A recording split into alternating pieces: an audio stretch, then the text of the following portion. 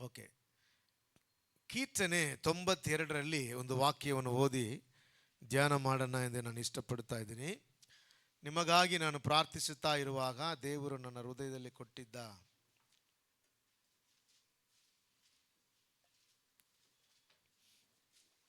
ವಾಕ್ಯ ಕೀರ್ತನೆ 92:12. ನೀತಿವಂತರು ಖರ್ಜೂರದ ಮರದಂತೆ ಬೆಳೆಯುವರು, ಲೆಬನೋನಿನ ದೇವದಾರು ವೃಕ್ಷದ ಹಾಗೆ ವೃದ್ಧಿಯಾಗುವರು. ನೀತಿವಂತರು ಖರ್ಜೂರದ ಮರದಂತೆ ಬೆಳೆಯುವರು, ಲೀಬನೋನಿನ ದೇವದಾರು ವೃಕ್ಷದ ಹಾಗೆ ವೃತ್ತಿ ಆಗುವರು.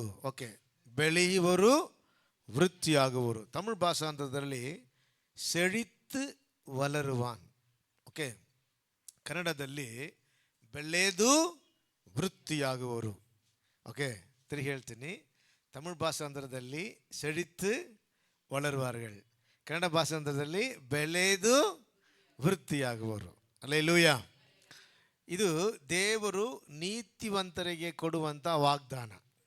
ಓಕೆ, ಪಕ್ಕದಲ್ಲಿರೋ ಕೈ ಕೊಟ್ಟು ಹೇಳ್ರಿ, ನೀನು ಬೆಳೆದು ವೃದ್ಧಿ ಆಗುವಿ ಎಂದು ಹೇಳ್ರಿ.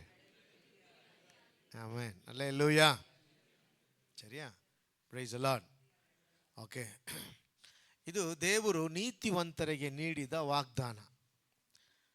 ದೇವರು ಯಾವಾಗಲೂ ಎಲ್ಲ ಸೃಷ್ಟಿಗಿಂತ ಮನುಷ್ಯನ ಮೇಲೆ ಹೆಚ್ಚಾಗಿ ಪ್ರೀತಿ ಇಡುವವರು, ಮನಸ್ಸಿಡುವವರು. ಇಲ್ಲಯ್ಯ, ವಾಕ್ಯ ಆಗಿ ಹೇಳ್ತದಲ್ಲ, ಯಾರಿಗಾಗಿ ಜೀವ ಕೊಟ್ಟಿದ್ದ? ದೂದರಿಗಾಗಿ ಕೊಡದೆ ಅಬ್ರಹಾಮನ ಸಂತತಿಗಾಗಿ ದೇವರು ಕೊಟ್ಟಿದ್ದ. ಹಲ್ಲೆಲೂಯಾ. ಅಂದರೆ ದೇವರ ಆಸೆ, ದೇವರ ಇಷ್ಟಾಂತರ ಏನಂದರೆ, ನಾವು ದೇವರ ಹೋಲಿಕೆಯಿಂದ, ದೇವರ ರೂಪದಿಂದ ಉಂಟು ಮಾಡಲ್ಪಟ್ಟಿರುವುದರಿಂದ ದೇವರ ಆಸೆ, ದೇವರ ಒಂದು ಇಷ್ಟಾಂತರ ಏನಂದರೆ, ಆತನ ರೂಪವಾಗಿರುವ ನಮ್ಮ ಮೇಲೆ ಯಾವಾಗಲೂ ದೇವರಿಗೆ ಇಷ್ಟ. ಹಲ್ಲೆಲೂಯಾ. ನಮ್ಮನ್ನು ಅಭಿವೃದ್ಧಿ ಹೊಂದಿಸುವುದು, ನಮ್ಮನ್ನು ಬೆಳೆಸುವುದು, ನಮ್ಮನ್ನು ಆಶೀರ್ವದಿಸುವುದು ದೇವರಿಗೆ ಇಷ್ಟ. ಹಲ್ಲೆಲೂಯಾ. ವಾಕ್ಯ ಹೇಳುತ್ತದಲ್ಲ, ದೇವರು ಹೇಗೆ ಹೇಳ್ತಾರಲ್ಲ, ನೀನು ಚೆನ್ನಾಗಿರಬೇಕು ಎಂದು ದೇವರು ಏನು ಮಾಡ್ತಾನೆ? ಇಷ್ಟಪಡುತ್ತಾನೆ. Hallelujah, hallelujah. ಆದ್ದರಿಂದ ದೇವರಿಗೆ ಮನುಷ್ಯರ ಮೇಲೆ ಮನಸ್ಸಿಟ್ಟು ಮನುಷ್ಯರ ಆಶೀರ್ವಾದ, ಅಭಿವೃದ್ಧಿ, ಅದು ದೇವರಿಗೆ ಇಷ್ಟಪಟ್ಟು ದೇವರ ಮಕ್ಕಳನ್ನು ಆಶೀರ್ವದಿಸ್ತಾರೆ. ಅದರಲ್ಲಿ ವಿಶೇಷವಾಗಿ ಯಾರನ್ನು ಹೇಳುತ್ತಾರೆ ಅಂದರೆ ನೀತಿವಂತರು. ಓಕೆ, ಯಾಕಂದರೆ ಭೂಮಿಯಲ್ಲಿ ಯಾರಿದ್ದಾರೆ? ಪಾಪಿಗಳು ಇದ್ದಾರೆ, ನೀತಿವಂತರು ಇದ್ದಾರೆ. ಅಂದರೆ ಪಾಪಿಗಳು ಯಾರು? ದೇವರನ್ನು ನಂಬದೆ ರಕ್ಷಣೆಗೆ ಒಳಪಡದೆ ಇರುವವರು ಎಲ್ಲರೂ ಯಾರು? ಪಾಪಿ. ಆದರೆ ಅವರು ಸನ್ಮಾರ್ಗವಾಗಿರಬಹುದು.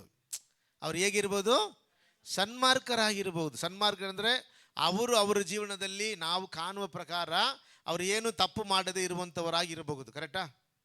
ನೀವು ಹೇಳ್ತೀರಿ, ಅವ್ರು ತುಂಬ ಒಳ್ಳೆಯವರು, ಅವ್ರು ಏನು ಮಾಡಲ್ಲ, ಜಗಳ ಮಾಡಲ್ಲ, ಅವ್ರು ತುಂಬ ಒಳ್ಳೆಯವರು, ಅವರು ಕದಿಯಲ್ಲ, ಅವ್ರು ತುಂಬ ಒಳ್ಳೆಯವರು, ಇದು ನೀವು ಹೇಳ್ಬೋದು.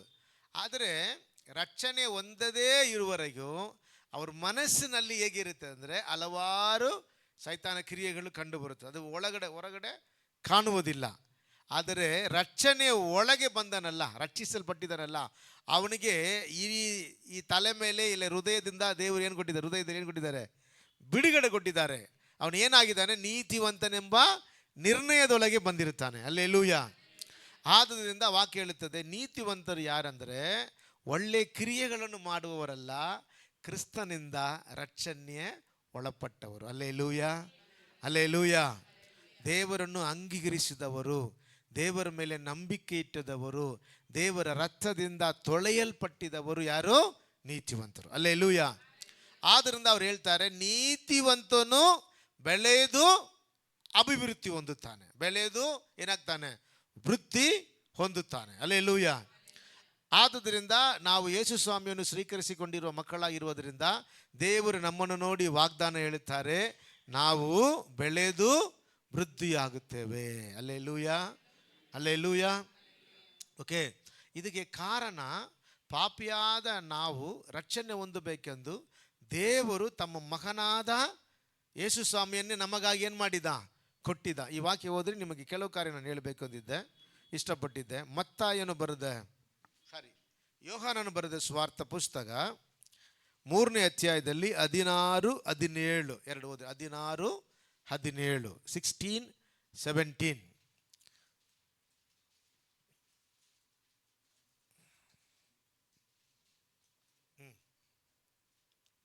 ದೇವರು ಲೋಕದ ಮೇಲೆ ಎಷ್ಟೋ ಪ್ರೀತಿ ಇಟ್ಟು ತನ್ನ ಒಬ್ಬನೇ ಮಗನನ್ನು ಕೊಟ್ಟನು.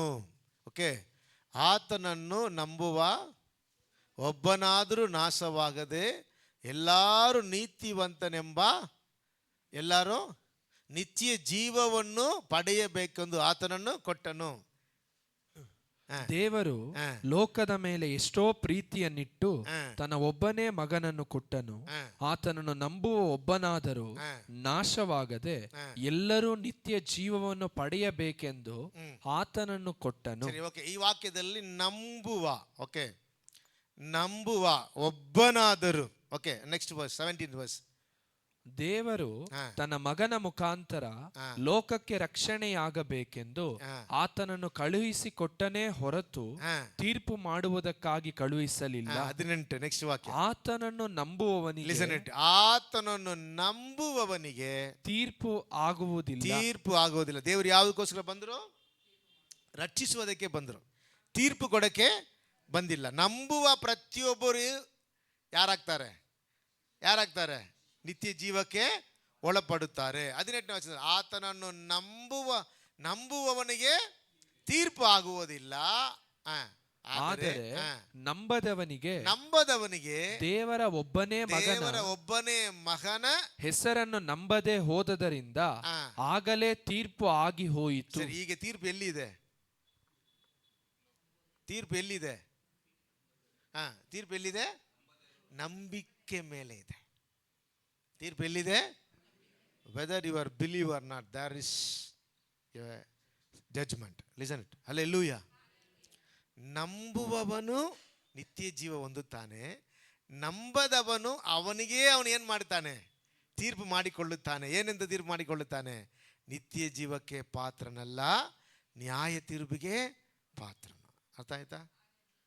ಯೇಸು ಸ್ವಾಮಿಯನ್ನು ನಂಬಿರಿ ಎಂದು ಜನರಿಗೆ ಸ್ವಾರ್ಥವನ್ನು ಹೇಳುವುದಕ್ಕೆ ಕಾರಣ, ನಿತ್ಯ ಜೀವಕ್ಕೆ ಒಳಪಡಬೇಕಾದರೆ ಯೇಸು ಸ್ವಾಮಿಯನ್ನು ನಂಬಬೇಕು. ಹಲ್ಲೆಲೂಯಾ. ಯಾಕೆಂದರೆ ನಂಬುವವರನ್ನು ನೀತಿವಂತನೆಂಬ ನಿರ್ಣಯದೊಳಗೆ ತರುತ್ತಾನೆ. ಯಾರೆಲ್ಲರೂ ನೀತಿವಂತರಾಗಿ ಆತನು ನಿರ್ಮಿಸಿದಾನೋ ಅವರೆಲ್ಲರ ಕುಮಾರನ ಮಹಿಮೆಗಾಗಿ ಏನು ಮಾಡ್ತಾನೆ? ನೇಮಿಸಿದ್ದಾನೆ. ಹಲ್ಲೆಲೂಯಾ. ಆದುದರಿಂದ ನೀತಿವಂತರೆಂಬ ನಿರ್ಣಯ ನಮಗೆ ಹೇಗೆ ಬರುತ್ತದೆ ಅಂದರೆ ದೇವರ ಮೇಲೆ ಇಡುವ ನಂಬಿಕೆಯಿಂದ. Okay, hallelujah. ನಂಬಿದವನು ನೀತಿವಂತನಾಗುತ್ತಾನೆ, ನಂಬದವನು ಈಗಲೂ ಯಾರಾಗಿದ್ದಾನೆ? ಪಾಪಿಯಾಗಿದ್ದಾನೆ. Is judgment. There is no judgment. Judgment already was done. Judgment already was done. ಯಾವಾಗ? ಹೇಗೆ? ನಂಬಿಕೆ ಮೇರೆಗೆ. ಹಲ್ಲೆಲೂಯಾ. ದೇವರ ಮೇಲೆ ನಂಬಿಕೆ ಇಡ್ರಿ, ದೇವರನ್ನು ನಂಬಿರಿ. ದೇವರ ಮೇಲಿರುವ ನಂಬಿಕೆಯೇ ನಮ್ಮ ಜಯ. ಹಲ್ಲೆಲೂಯಾ. ಓಕೆ, ನೀತಿವಂತರೆಂಬ ನಿರ್ಣಯ ನಮಗೆ ಯಾವಾಗ ಉಂಟಾಗಿತ್ತು ಅಂತ 3 ಕಾರ್ಯ ನಾನು ಹೇಳಿ ಆಮೇಲೆ ಕೆಲವು ಕಾರ್ಯಗಳು ನಿಮಗೆ ಹೇಳಿಕೊಡಬೇಕು ಅಂತ ಇಷ್ಟಪಡ್ತಾ ಇದ್ದೀನಿ. ಒಂದು ಕಾರ್ಯ, ರೋಮರ್ ಬರೆದ ಪತ್ರಿಕೆ 5ನೇ ಅಧ್ಯಾಯದಲ್ಲಿ 9 ವಾಕ್ಯ ಹೀಗೆ ಹೇಳುತ್ತದೆ, 9ನೇ ವಚನ ಹೀಗೆ ಹೇಳುತ್ತದೆ. ಈಗ ನಾವು ಆತನ ರಕ್ತದಿಂದ ನೀತಿವಂತರಾಗಿರಲಾಗಿ ಆತನ ಮೂಲಕ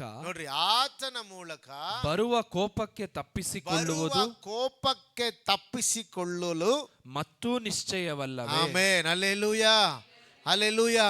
ಈಗ ನಾವು ಆತನ ರಕ್ತದಿಂದ ನೀತಿವಂತರಾಗುವರಲ್ಲಾಗಿ ಆತನ ಮೂಲಕ ನಾವು ಏನಾಗಿದ್ದೀವಿ? ಬರುವ ಕೋಪಕ್ಕೆ ನಾವು ತಪ್ಪಿಸಿಕೊಳ್ಳುವುದು. ಓಕೆ, ಮೂಲಕ. ಹಲ್ಲೆಲೂಯಾ. ದೇವರು ನಮ್ಮನ್ನು ಬರುವ ಕೋಪಕ್ಕೆ ಹೇಗೆ ತಪ್ಪಿಸಿದ್ದಾರೆ ಅಂದರೆ, ನಮ್ಮನ್ನು ನೀತಿವಂತರೆಂಬ ನಿರ್ಣಯದಲ್ಲಿ ತಂದಿದ್ದರಿಂದ, ನೀತಿವಂತರಾಗಿ ಮಾರ್ಪಡಿಸಿದ್ರಿಂದ. ಹೇಗೆ? ಆತನ ರಕ್ತದಿಂದ ನಾವು ನೀತಿವಂತರಾಗಿದ್ದೇವೆ. ಹಲ್ಲೆಲೂಯಾ. ಆದ್ರಿಂದ ವಾಕ್ಯ ಹೇಳುತ್ತದೆ, ದೇವರ ಮಕ್ಕಳು ಹೇಗೆ ಜಯಿಸ್ತಾರೆ ಅಂದರೆ ಯೇಸುವಿನ ರಕ್ತದಿಂದ. ಯೇಸುವಿನ ರಕ್ತ ನಮ್ಮನ್ನು ಏನು ಮಾಡುತ್ತದೆ? ದೇವರ ಮುಂದೆ ನಿಲ್ಲುವುದಕ್ಕೆ ಯೋಗ್ಯನಾಗಿ ನೀತಿವಂತರಾಗಿ ಮಾರ್ಪಡಿಸುತ್ತದೆ. ಹಲ್ಲೆಲೂಯಾ. ಆದ್ರಿಂದ ವಾಕ್ಯ ಹೇಳುತ್ತದೆ, ದಿನನಿತ್ಯ ಯೇಸುವಿನ ರಕ್ತದೊಳಗೆ ನಾವು ಏನು ಮಾಡಬೇಕು? ತೊಳೆಯಲ್ಪಡಬೇಕು.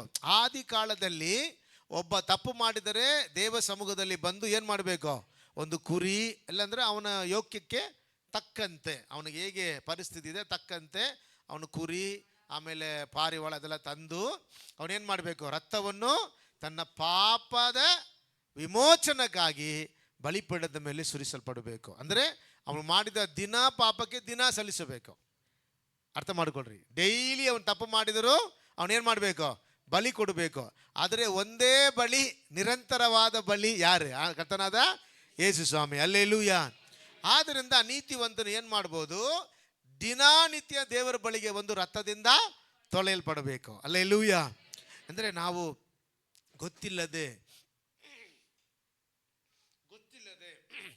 ಗೊತ್ತಿದ್ದು ಅಕಸ್ಮಾತ್ ನಮ್ಮ ಬೆಳಗಿನದಿಂದ ನಾವು ಮಾಡಿದ ತಪ್ಪುಗಳನ್ನು ದೇವರು ತಮ್ಮ ರಕ್ತದಿಂದ ತೊಳೆಯುವುದಕ್ಕೆ ಶಕ್ತನಾಗಿದ್ದಾರೆ. ಹಲ್ಲೆಲೂಯಾ. ಆದ್ದರಿಂದ ಯೇಸುವಿನ ರಕ್ತ ಬರುವ ಕೋಪಾಗ್ನಿಗೆ ನಮ್ಮನ್ನು ತಪ್ಪಿಸುವುದಕ್ಕೆ ಅದು ಈಗಲೂ ನಮಗಾಗಿದೆ. ಹಲ್ಲೆಲೂಯಾ. ಆದ್ದರಿಂದ ಕ್ರೈಸ್ತನ ಮೇಲೆ ತಪ್ಪು ಹೊರಿಸುವವನು ಯಾರು? ಹಲ್ಲೆಲೂಯಾ. ಯಾಕೆ ಗೊತ್ತಾ? ನಮಗಾಗಿ ನಿರಂತರವಾದ ಒಂದು ಬಲಿ, ಅದು ಯೇಸುವಿನ ರಕ್ತ. ಈ ರಕ್ತ ಈಗಲೂ ಇದೆ. ಅದು ವಾಕ್ಯ ಓದ್ರಿ, ನನಗೆ ತುಂಬ ಆಶ್ಚರ್ಯವಾದ ಒಂದು ವಾಕ್ಯ. ಯೋಹಾನನು ಬರೆದ ಸ್ವಾರ್ಥ ಪುಸ್ತಕ 1ನೇ ಅಧ್ಯಾಯದಲ್ಲಿ 7-8 ಅನಿಸುತ್ತದೆ. 7-8 ಓದ್ರಿ. ಆದರೆ ಆತನು ಬೆಳಕಿನಲ್ಲಿ ಇರುವಂತೆಯೇ ನಾವು ಬೆಳಕಿನಲ್ಲಿ ನಡೆದರೆ ನಾವು ಒಬ್ಬರ ಸಂಗಡಲೊಬ್ಬರು ಅನ್ಯೋನ್ಯತೆಯಲ್ಲಿದ್ದೇವೆ ಮತ್ತು ಆತನ ಮಗನಾದ ಯೇಸುವಿನ ರಕ್ತವು ಸಕಲ ಪಾಪವನ್ನು ನಿವಾರಣೆ ಮಾಡಿ ನಮ್ಮನ್ನು ಶುದ್ಧಿ ಮಾಡುತ್ತದೆ. ಹಲ್ಲೆಲೂಯಾ. ನೆಕ್ಸ್ಟ್ ವಾಕ್ಯ. ನಮ್ಮಲ್ಲಿ ಪಾಪವಿಲ್ಲವೆಂದು ನಾವು ಹೇಳಿದರೆ ನಮ್ಮನ್ನು ನಾವೇ ಮೋಸಗೊಳಿಸುತ್ತೇವೆ ಮತ್ತು ಸತ್ಯವೆಂಬುದು ನಮ್ಮಲ್ಲಿ ಇಲ್ಲ. ನೆಕ್ಸ್ಟ್ 9. ನಮ್ಮ ಪಾಪಗಳನ್ನು ಒಪ್ಪಿಕೊಂಡು ಅರಿಕೆ ಮಾಡಿದರೆ ಆತನು ನಂಬಿಗಸ್ತನು ನೀತಿವಂತನೂ ಆಗಿರುವುದರಿಂದ ನಮ್ಮ ಪಾಪಗಳನ್ನು ಕ್ಷಮಿಸಿ ಬಿಟ್ಟು ಸಕಲ ಅನೀತಿಯನ್ನು ಪರಿಹರಿಸಿ ನಮ್ಮನ್ನು ಶುದ್ಧಿ ಮಾಡುವನು. ಹಲ್ಲೆಲೂಯಾ. ಹಲ್ಲೆಲೂಯಾ. ಅಂದ್ರೆ ದಿನನಿತ್ಯ ನಮಗೊಂದು ರಕ್ಷಣೆ ಇದೆ. ಅದೇನು? ಯೇಸು ಕ್ರಿಸ್ತನ ರಕ್ತದಿಂದ ತೊಳೆಯಲ್ಪಡುವುದು. ಹಲ್ಲೆಲೂಯಾ. ವಾಕ್ಯ ಹೇಳುತ್ತದೆ, ದಿನ ದೇವರ ಬಳಿಗೆ ಬಂದು ಪ್ರಾರ್ಥಿಸಿರಿ. ನಮ್ಮ ಜಯ ಇಲ್ಲಿ ಇದೆ, ಪ್ರಾರ್ಥನೆ ಇಲ್ಲಿ ಇದೆ. ದೇವ ಸಮೂಹದಲ್ಲಿ ನೀತಿವಂತನು ಪ್ರಾರ್ಥಿಸುವಾಗ ದೇವರು ಆತನನ್ನು ತಮ್ಮ ರಕ್ತದಿಂದ ತೊಳೆದು ಪರಿಶುದ್ಧ ಮಾಡುತ್ತಾರೆ. ಹಲ್ಲೆಲೂಯಾ. ಹಲ್ಲೆಲೂಯಾ. ಅಂದರೆ ದಿನ ನಮಗೆ ಪರಿಶುದ್ಧ, ದಿನ ನಾವು ಪರಿಶುದ್ಧದ ಮೇಲೆ ಪರಿಶುದ್ಧ ಹೊಂದುವುದಕ್ಕೆ ರಹಸ್ಯ ಎಲ್ಲಿದೆ ಅಂದರೆ, ನೀತಿ ಮೇಲೆ ನೀತಿ ಹೊಂದುವುದಕ್ಕೆ ರಹಸ್ಯ ಎಲ್ಲಿದೆ ಅಂದರೆ ದೇವರ ರಕ್ತದಲ್ಲಿ ಇದೆ. ಹಲ್ಲೆಲೂಯಾ. ಹಲ್ಲೆಲೂಯಾ. ಆತನು ಒಂದು ಸಮಯ ಮಾತ್ರ ನಮ್ಮನ್ನು ಶುದ್ಧೀಕರಿಸುತ್ತಾನೆ ಎಂದು ಅನಿಸ್ಕೋಬೇಡ್ರಿ. ಸದಾ ಕಾಲ ಆ ಯೇಸುವಿನ ರಕ್ತ ನಮ್ಮನ್ನು ಪೂರ್ಣಪಡಿಸುವುದಕ್ಕೆ ಶಕ್ತವಾಗಿರುತ್ತದೆ. ಹಲ್ಲೆಲೂಯಾ. ಹಲ್ಲೆಲೂಯಾ. ಆದ್ರಿಂದ ಯಾವಾಗಲಿ ಯೇಸುವಿನ ರಕ್ತದಿಂದ ನಾವು ನೀತಿವಂತರಾಗುತ್ತೇವೆ. ಎಷ್ಟು ಜನಕ್ಕೆ ಸಂತೋಷ? ಹಲ್ಲೆಲೂಯಾ. ಆದ್ದರಿಂದ ನಾವು ಪಾಪ ಮಾಡಬೇಕು, ಅಂದರೆ ಪಾಪದಲ್ಲಿ ಇರುತ್ತೇವೆ ಎಂದು ತಪ್ಪು. ಓಕೆ, ಅರ್ಥ ಆಯ್ತಾ? ಆದರೆ ದೇವರು ಇನ್ನೂ ನಮ್ಮನ್ನು ನೀತಿವಂತರೆಂಬ ನಿರ್ಣಯದಲ್ಲಿ ನಿಲ್ಲಿಸುವುದಕ್ಕೆ ಆತನ ರಕ್ತ ನಮಗಾಗಿದೆ. ಹಲ್ಲೆಲೂಯಾ. ಹಲ್ಲೆಲೂಯಾ. ಅಂದರೆ ಯಾರು ನೀತಿವಂತನು? ರಕ್ತದಿಂದ ತೊಳೆಯಲ್ಪಟ್ಟವನು, ಯೇಸುವಿನ ರಕ್ತದಿಂದ ತೊಳೆಯಲ್ಪಟ್ಟವರು. ಎರಡನೇ ಒಂದು ವಾಕ್ಯ ನನಗೆ ಆಶ್ಚರ್ಯ. ರೋಮರ್ ಬರೆದ ಪತ್ರಿಕೆ 5ನೇ ಅಧ್ಯಾಯದಲ್ಲಿ 1ನೇ ವಚನ, 5:1 ಹೀಗಿರಲಾಗಿ ನಾವು ನಂಬಿಕೆಯಿಂದ ನೀತಿವಂತರಾದ ಕಾರಣ ನಮ್ಮ ಕರ್ತನಾದ ಯೇಸು ಕ್ರಿಸ್ತನ ಮೂಲಕ ದೇವರೊಂದಿಗೆ ಉಂಟಾದ ಸಮಾಧಾನದಲ್ಲಿ ಇರೋಣ. ಆಮೆನ್. ಹಲ್ಲೆಲೂಯಾ.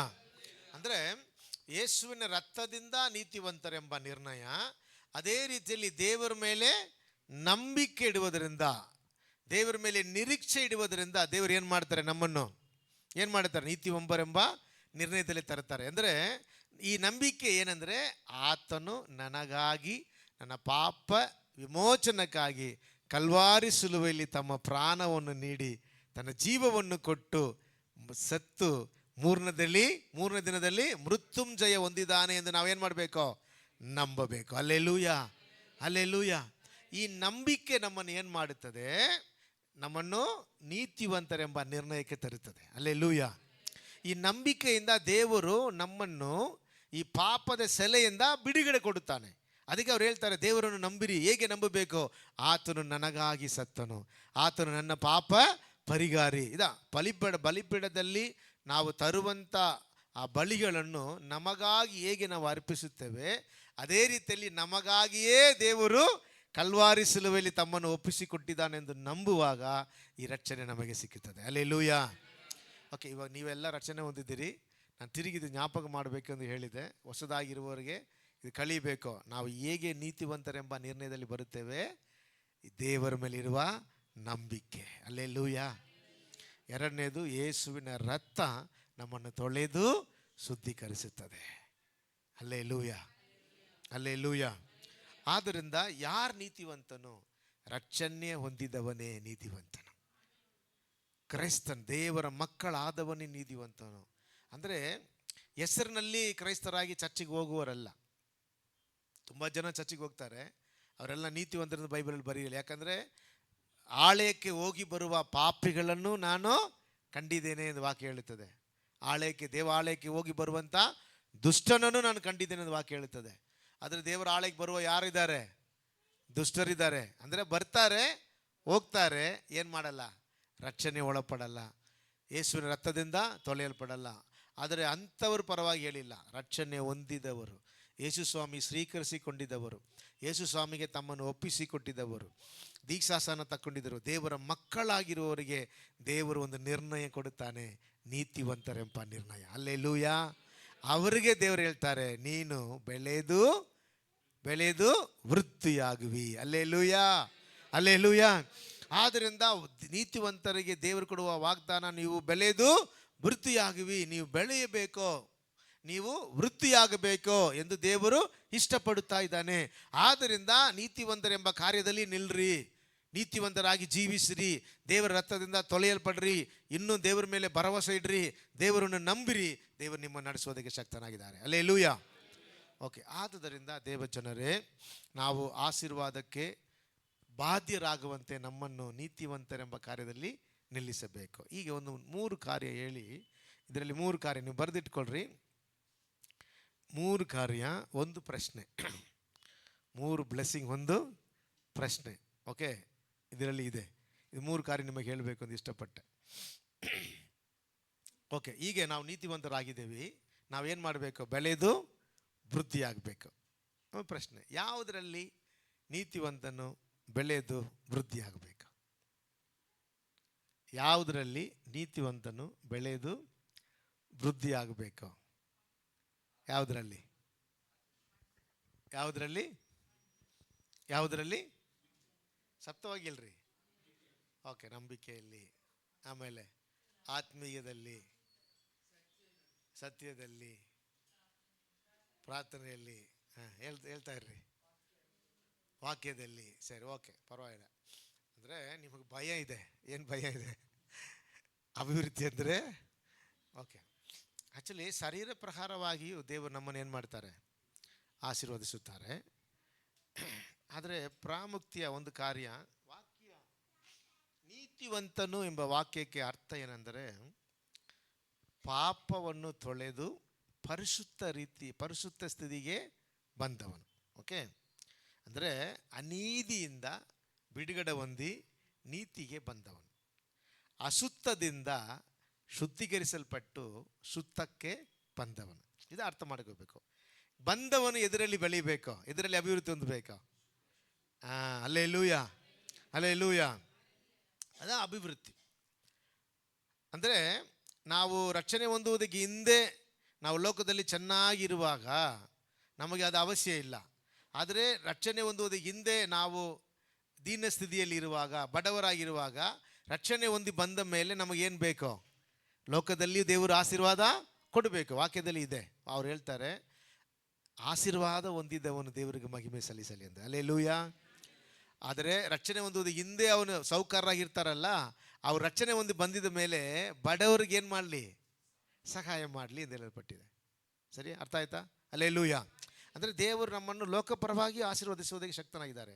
ಆದರೆ ನೀತಿವಂತರು ಅಭಿವೃದ್ಧಿ ಹೊಂದಬೇಕೋ, ವೃದ್ಧಿಯಾಗಬೇಕೋ, ಬೆಳೀಬೇಕೆಂಬುದು ನೀತಿಯಾದ ಕಾರ್ಯಗಳಲ್ಲಿ. ಅಲ್ಲೇಲೂಯಾ. ಅದರಲ್ಲಿ 3 ಕಾರ್ಯ ಮಾತ್ರ ನಾನು ಹೇಳಿ ಮುಗಿಸಬೇಕು ಅಂತ ಇಷ್ಟಪಡ್ತಾ ಇದ್ದೀನಿ. ಒಂದು ಓದ್ರಿ, ಒಂದು ಜ್ಞಾನೋಕ್ತಿಗಳು 20:7. ಜ್ಞಾನೋಕ್ತಿಗಳು 20:7. ಸಧರ್ಮಿಯು ನಿರ್ದೋಷವಾಗಿ ನಡೆಯುವನು. ಸಧರ್ಮಿಯು ನಿರ್ದೋಷವಾಗಿ ನಡೆಯುವನು. ಓಕೆ, ಅಂದರೆ ನೀತಿವಂತನು ತಮ್ಮ ಉತ್ತಮದಲ್ಲಿ ನಡೆಯುವನು. ಸಧರ್ಮಿ ಅಂದರೆ ನೀತಿವಂತನು. ನೀತಿವಂತನು ಯಾವುದಲ್ಲಿ ನಡೆಯಬೇಕೋ, ನಿರ್ದೋಷವಾಗಿ ನಡೆಯಬೇಕು. ಪಕ್ಕದ ಕೈ ಕೊಟ್ಟು ಹೇಳ್ರಿ, ಸಧರ್ಮಿಯು ನಿರ್ದೋಷವಾಗಿ ನಡೆಯಬೇಕು. ನೆಕ್ಸ್ಟ್ ವರ್ಸ್ ಹೇಳುತ್ತದೆ, ಅವನಿಗೆ ಅವನು ಗತಿಸಿದ ಮೇಲೆಯೂ ಅವನು ಗತಿಸಿದ ಮೇಲೆಯೂ ಅವನ ಮಕ್ಕಳು ಭಾಗ್ಯವಂತರು. ಹಲ್ಲೆಲೂಯಾ. ಹೀಗೆ ನೀತಿವಂತರು ಉತ್ತಮದಲ್ಲಿ ಬೆಳೆಯಬೇಕು, ಇಲ್ಲಾದರೆ ನಿರ್ದೋಷವಾದ ಜೀವನದಲ್ಲಿ ಅಭಿವೃದ್ಧಿ ಹೊಂದಬೇಕು.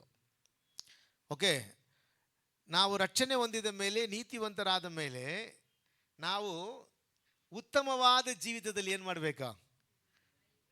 ಉತ್ತಮವಾದ ಜೀವಿತದಲ್ಲಿ ಏನು ಮಾಡಬೇಕು? ನಿರ್ದೋಷವಾದ ಜೀವಿತದಲ್ಲಿ ಬೆಳೆಯಬೇಕು. ಓಕೆ, ಪ್ರಶ್ನೆ ಅಂದರೆ ನಾನು ರಕ್ಷಣೆ ಹೊಂದಿದ ಮೇಲೆ ನಿರ್ದೋಷವಾಗಿ ಇದ್ದೀನಿ, ಇಲ್ಲ ನಿರ್ದೋಷದಲ್ಲಿ ಬೆಳೀತಾ ಇದ್ದೀನಿ ಎಂದು ಯಾರು ಧೈರ್ಯವಾಗಿ ಹೇಳಕ್ಕೆ ಸಾಧ್ಯ? ಓಕೆ, ಅರ್ಥ ಆಯ್ತಾ? ಯಾಕೆಂದರೆ ದೇವರ ವಾಗ್ದಾನ, ನೀನು ಅದರಲ್ಲಿ ಏನಾಗುವಿ? ಬೆಳೆದು ವೃದ್ಧಿಯಾಗಿವಿ. ಎದರಲ್ಲಿ? ನೀತಿವಂತರ ಕಾರ್ಯದಲ್ಲಿ. ಹಲ್ಲೆಲೂಯಾ. ಆದರೆ ಹೇಗೆ ವೃದ್ಧಿಯಾಗಿವಿ ಅಂದರೆ ಗಜ್ಜೂರದ ಮರದಂತೆ. ಅಲ್ಯಾ? ಆ್ಯಕ್ಚುಲಿ ಕನ್ನಡ ಭಾಷಾಂತರದಲ್ಲಿ ಗಜ್ಜೂರದ ಮರ, ತಮಿಳು ಭಾಷಾಂತರದಲ್ಲಿ ತೆಂಗಿನಕಾಯಿ ಇದೆ ಸರ್. ಇದು ತಾಟು ನೊಂಗಿ ಇತ್ತಲ್ಲ, ತಾಟು ನೊಂಗಿ ಕನ್ನಡದಲ್ಲಿ ಏನೋ ಅದಕ್ಕೆ ಮರಕ್ಕೆ ಹೆಸರು, ಗಿಡಕ್ಕೆ ಹೆಸರೇನು? ತಾಟು ನೊಂಗಿ ಮರಕ್ಕೆ ತಾಟು ನೊಂಗಿ ಮರ ಅಷ್ಟೇ. ಓಕೆ, ಸರಿ. ಆ್ಯಕ್ಚುಲಿ ತಾಟು ನೊಂಗಿ ಮರ ನೀವು ಗಜ್ಜೂರದ ಮರ ಅನ್ಸ್ಕೊಳ್ರಿ. ಅದು ಹೇಗೆ ಬೆಳೆಯುತ್ತೆ ಗೊತ್ತಾ? ಅದಕ್ಕೆ ನೀರು ಹಾಕದೇ ಇದ್ದರೂ ಅದು ಬೇರು ಮಾತ್ರ ತುಂಬ ಸ್ಟ್ರಾಂಗ್ ಆಗಿರುತ್ತೆ. ಎಷ್ಟು ಮಳೆ ಬಂದರೂ, ಎಷ್ಟು ಬಿರುಗಾಳಿ ಬಂದರೂ ಅಂದ ತಾಟು ನುಂಗಿ ಮರ ಕೆಳಗಡೆ ಬಿದ್ದು ನಾನು ನೋಡಿಲ್ಲ. ತೆಂಗಿನ ಮರ ಬಿದ್ದು ನೋಡಿದ್ದೀನಿ. ಯಾಕಂದರೆ ನಾನು ಆ ಊರಲ್ಲೇ ಬೆಳೆದೆ. ನಾನು ಜಾಸ್ತಿ ತಿಂದಿದ್ದು ತಾಟು ನುಂಗಿ. ನನಗೆ ಹೊಟ್ಟೆ ಹಸಿದ್ರೆ ಆ ಮರದಲ್ಲಿ ಇರ್ತೀನಿ. ಓಕೆ, ನನಗೆ ತುಂಬ ಇಷ್ಟ ಅದು. ಆದರೆ ಎಷ್ಟು ಬಿರುಗಾಳಿ ಬಂದರೂ ಅದು ಒಂದು ಗಿಡನೂ, ಆದರೆ ಕೊಳೆದೋಗಿರುವ ಗಿಡಗಳು, ಸರಿಯಾ? ಅದೇನು ಹೇಳ್ತಾರೆ, ಕೊಳೆದೋಗಿರುವ ಗಿಡಗಳಿಗೆ ಕರೆಕ್ಟಾ? ಅದು ಏನು ಮಾಡುತ್ತೆ? ಬೀಳುತ್ತದೆ. ಯಾರಾವುದು ಬೆಂಕಿ ಹಾಕ್ಬಿಡ್ತಾರಲ್ಲ, ಬೆಂಕಿ ಹಂಚ್ಬಿಡ್ತಾರೆ, ಅದು ಬೀಳುತ್ತೆ. ಆಮೇಲೆ ಒಂದರಿ ಕೊಳೆದೋಗಿರುವ ಕಾರ್ಯಗಳು ಬೀಳುತ್ತೆ. ಆದರೆ ಚೆನ್ನಾಗಿರುವ ತಾಟ್ನುಂಗಿ ಮರ ಕೆಳಗಡೆ ಬೀಳುವುದೇ ಇಲ್ಲ, ನಾನು ನೋಡಿದ್ದೀನಿ. ದೇವರು ಯಾಕೆ ಒಂದು ಸಾಮ್ಯವಾಗಿ ಅದು ಮಾದರಿಯಾಗಿ ನಿಲ್ಲಿಸಿ ಹೇಳ್ತಾರೆ ಅಂದರೆ, ಅಷ್ಟು ದೇವ ಜನರು, ನೀತಿವಂತರು ನೀತಿಯಲ್ಲಿ ಏನು ಮಾಡುತ್ತಾರೆ? ಬೆಳೆಯುತ್ತಾರೆ. ಹಲ್ಲೆಲೂಯಾ. ಅಂದರೆ ನಾವು ನೀತಿವಂತರಾದ ಮೇಲೆ ನಾವು ನಿರ್ದೋಷವಾದ ಕಾರ್ಯದಲ್ಲಿ ಬೆಳೆಯಬೇಕು. ಅವರು ಏನು ಹೇಳ್ತಾರೆ? ತಪ್ಪು ಮಾಡದೇ ಜೀವನದಲ್ಲಿ ನಾವೇನು ಮಾಡಬೇಕು? ಬೆಳೆಯಬೇಕು. ಓಕೆ, ಎಷ್ಟು ಜನ ಸಾಧ್ಯ ಎಂದು ಅನ್ನಿಸ್ತಾ ಇದ್ರಿ ತಪ್ಪು ಮಾಡದೇ ಇರಬಹುದು ಎಂದು? ತಪ್ಪು ಮಾಡದೇ ಇರಬಹುದಾ ಇಲ್ವಾ? ಬೈಬಲಲ್ಲಿ ಇದೆ. ಒಂದು ರಹಸ್ಯ ನಿಮಗೆ ಹೇಳ್ತೀನಿ. ಈ ಜೀವನ ಹಳೆಯ ಒಡಂಬಡಿಕೆಯಲ್ಲಿ ಇರುವವರಿಗೆ ಸಿಕ್ಕಿಲ್ಲ. ಹಳೆಯ ಒಡಂಬಡಿಕೆಯಲ್ಲಿ ಇದ್ದವರು ಈ ಜೀವನವನ್ನು ಬಯಸಿದರು. ಯಾರು? ಆಬ್ರಹಾಮ್, ಈಸಾಕ್, ಯಾಕೋಬನು, ಆಮೇಲೆ ದಾವಿದು, ಆಮೇಲೆ ಬಂದು ಪರಿಶುದ್ಧ ಜನರೆಲ್ಲ, ಸಾಮುವೇಲ್, ಇದನ್ನೇ ಬಯಸಿದರು. ಅವ್ರು ಏನು ಬಯಸಿದ್ರು ಗೊತ್ತಾ? ದೇವರಿಗೆ ಪ್ರಮಾಣ ಮೂಲಕವಾಗಿ ಭಯಪಟ್ಟು ನಡೆದಿದ್ದರು. ಆದರೆ ಮನಸ್ಸಲ್ಲಿ ಉಂಟಾಗುವ ದೇವರ ಬಲ, ಪವಿತ್ರಾತ್ಮನ ಶಕ್ತಿ, ಪರಿಶುದ್ಧ ಜೀವಿತದ ಒಂದು ಅಭಿವೃದ್ಧಿ ಅವ್ರಿಗೇನಾಗಿಲ್ಲ, ಸಿಕ್ಕಿಲ್ಲ. ಅವರಿಗೆ ಸಿಕ್ಕಿಲ್ಲ. ನಾನು ತಿರುಗಿ ಹೇಳ್ತೀನಿ, ಇದಕ್ಕಾಗಿ ಅವರು ಕಾದಿದ್ರು. ಇದಕ್ಕಾಗಿ ಕ್ರಿಸ್ತನು ಇಲ್ಲಿ ಬಂದು ನಮ್ಮ ಎಲ್ಲರ ಪಾಪವನ್ನು ಪರಿಹರಿಸಿ ಪವಿತ್ರಾತ್ಮನಾದ ದೇವರನ್ನು ನಮಗೆ ಕಳಿಸಿ ನಮ್ಮನ್ನು ಪರಿಶುದ್ಧದಲ್ಲಿ ಪ್ರವೀಣದಲ್ಲಿ ನಿಲ್ಲಿಸುತ್ತಾನೆ ಎಂಬ ವಾಕ್ಯ ಅವರಿಗೆ ಗೊತ್ತು. ಆದರೆ ನಾವು ಅದನ್ನು ಅನುಭವಿಸ್ತೀವಿ. ಹಲ್ಲೆಲೂಯ. ಅರ್ಥ ಮಾಡಿಕೊಳ್ಬೇಕು. ನಮ್ಮ ಜೀವಿತದ ಪೂರ್ಣ ಕ್ರಿಶ್ಚಿಯಾನಿಟೀಸ್, ಪೂರ್ಣ ದೇವರ ಕಾರ್ಯ, ಅದು ವಾಕ್ಯ ಓದಿದ್ರೆ ನಮಗೆ ಗೊತ್ತಾಗುತ್ತೆ. ಎಬ್ರಿಯರ್ ಬರೆದ ಪತ್ರಿಕೆ 11ನೇ ಅಧ್ಯಾಯದಲ್ಲಿ ಕೊನೆಯ 2 ವಾಕ್ಯ ಓದ್ರಿ. ಕೊನೆಯ 2 ವಾಕ್ಯ. ಇವರೆಲ್ಲರೂ ನಂಬಿಕೆಯ ಮೂಲಕ ಒಳ್ಳೆ ಹೆಸರನ್ನು ಸಂಪಾದಿಸಿಕೊಂಡಿದ್ದರು, ವಾಗ್ದಾನದ ಫಲವನ್ನು ಹೊಂದಲಿಲ್ಲ. ದೇವರು ನಮಗೋಸ್ಕರ ಶ್ರೇಷ್ಠವಾದ ಭಾಗ್ಯವನ್ನು ಏರ್ಪಡಿಸಿ ನಾವಿಲ್ಲದೆ ಅವರು ಸಿದ್ಧಿಗೆ ಬರಬಾರದೆಂದು ಸಂಕಲ್ಪಿಸಿದನು. ಹಲ್ಲೆಲೂಯ. ಅವರ ದೇವರ ವಾಗ್ದಾನದ ಕಾರ್ಯ ಯಾರು? ತಂದೆಯಾದ ದೇವರ ವಾಗ್ದಾನ ಕಾರ್ಯ ಯಾರು? ಆ ವಾಕ್ಯ ಓದ್ರಿ. ಅಪೊಸ್ತಲ ಬರೆದ ಕೃತ್ಯಗಳು 1ನೇ ಅಧ್ಯಾಯದಲ್ಲಿ 7-8 ಅನಿಸುತ್ತದೆ. 7-8 ಇಲ್ಲಾಂದ್ರೆ 6 ಅನ್ಸುತ್ತೆ. ಓದ್ರಿ.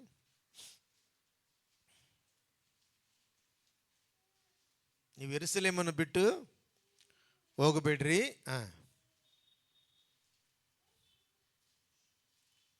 Acts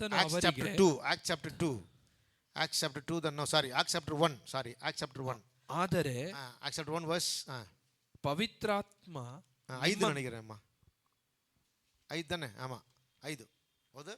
ಈಗಿರಲಾಗಿ ಆತನು ಅವರೊಂದಿಗೆ ಕೂಡಿದ್ದಾಗೆ ಅವರಿಗೆ ಯೋಹಾನನಂತೂ ನೀರಿನಲ್ಲಿ ದೀಕ್ಷಾ ಸ್ನಾನ ಮಾಡಿಸಿದನು. ನಿಮಗಾದರೋ ಇನ್ನು ಸ್ವಲ್ಪ ದಿವಸಗಳೊಳಗೆ ಪವಿತ್ರಾತ್ಮದಲ್ಲಿ ಸ್ನಾನವಾಗುವುದು. ಆದ ಕಾರಣ ನೀವು ಯೆರೂಸಲೇಮನ್ನು ಬಿಟ್ಟು ಹೋಗದೆ ತಂದೆ ಮಾಡಿದಂತ ನೀವು ನನ್ನಿಂದ ಕೇಳಿದಂತ ವಾಗ್ದಾನಕ್ಕೆ ಕಾದುಕೊಂಡಿರ್ರಿ ಎಂದು ಅಪ್ಪಣೆ ಕೊಟ್ಟನು. ದೇವರು ಕೊಟ್ಟಿದ್ದ ವಾಗ್ದಾನ ಏನು?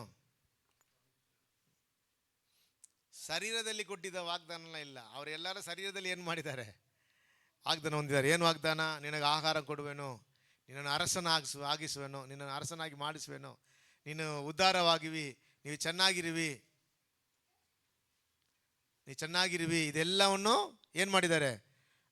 ಹಳೆ ಕಾಲದಲ್ಲಿರುವ ಪರಿಶುದ್ಧ ಜನರು ಹೊಂದಿದ್ದಾರೆ. ಆದರೆ ತಂದೆಯಾದ ದೇವರ ವಾಗ್ದಾನ ಏನು?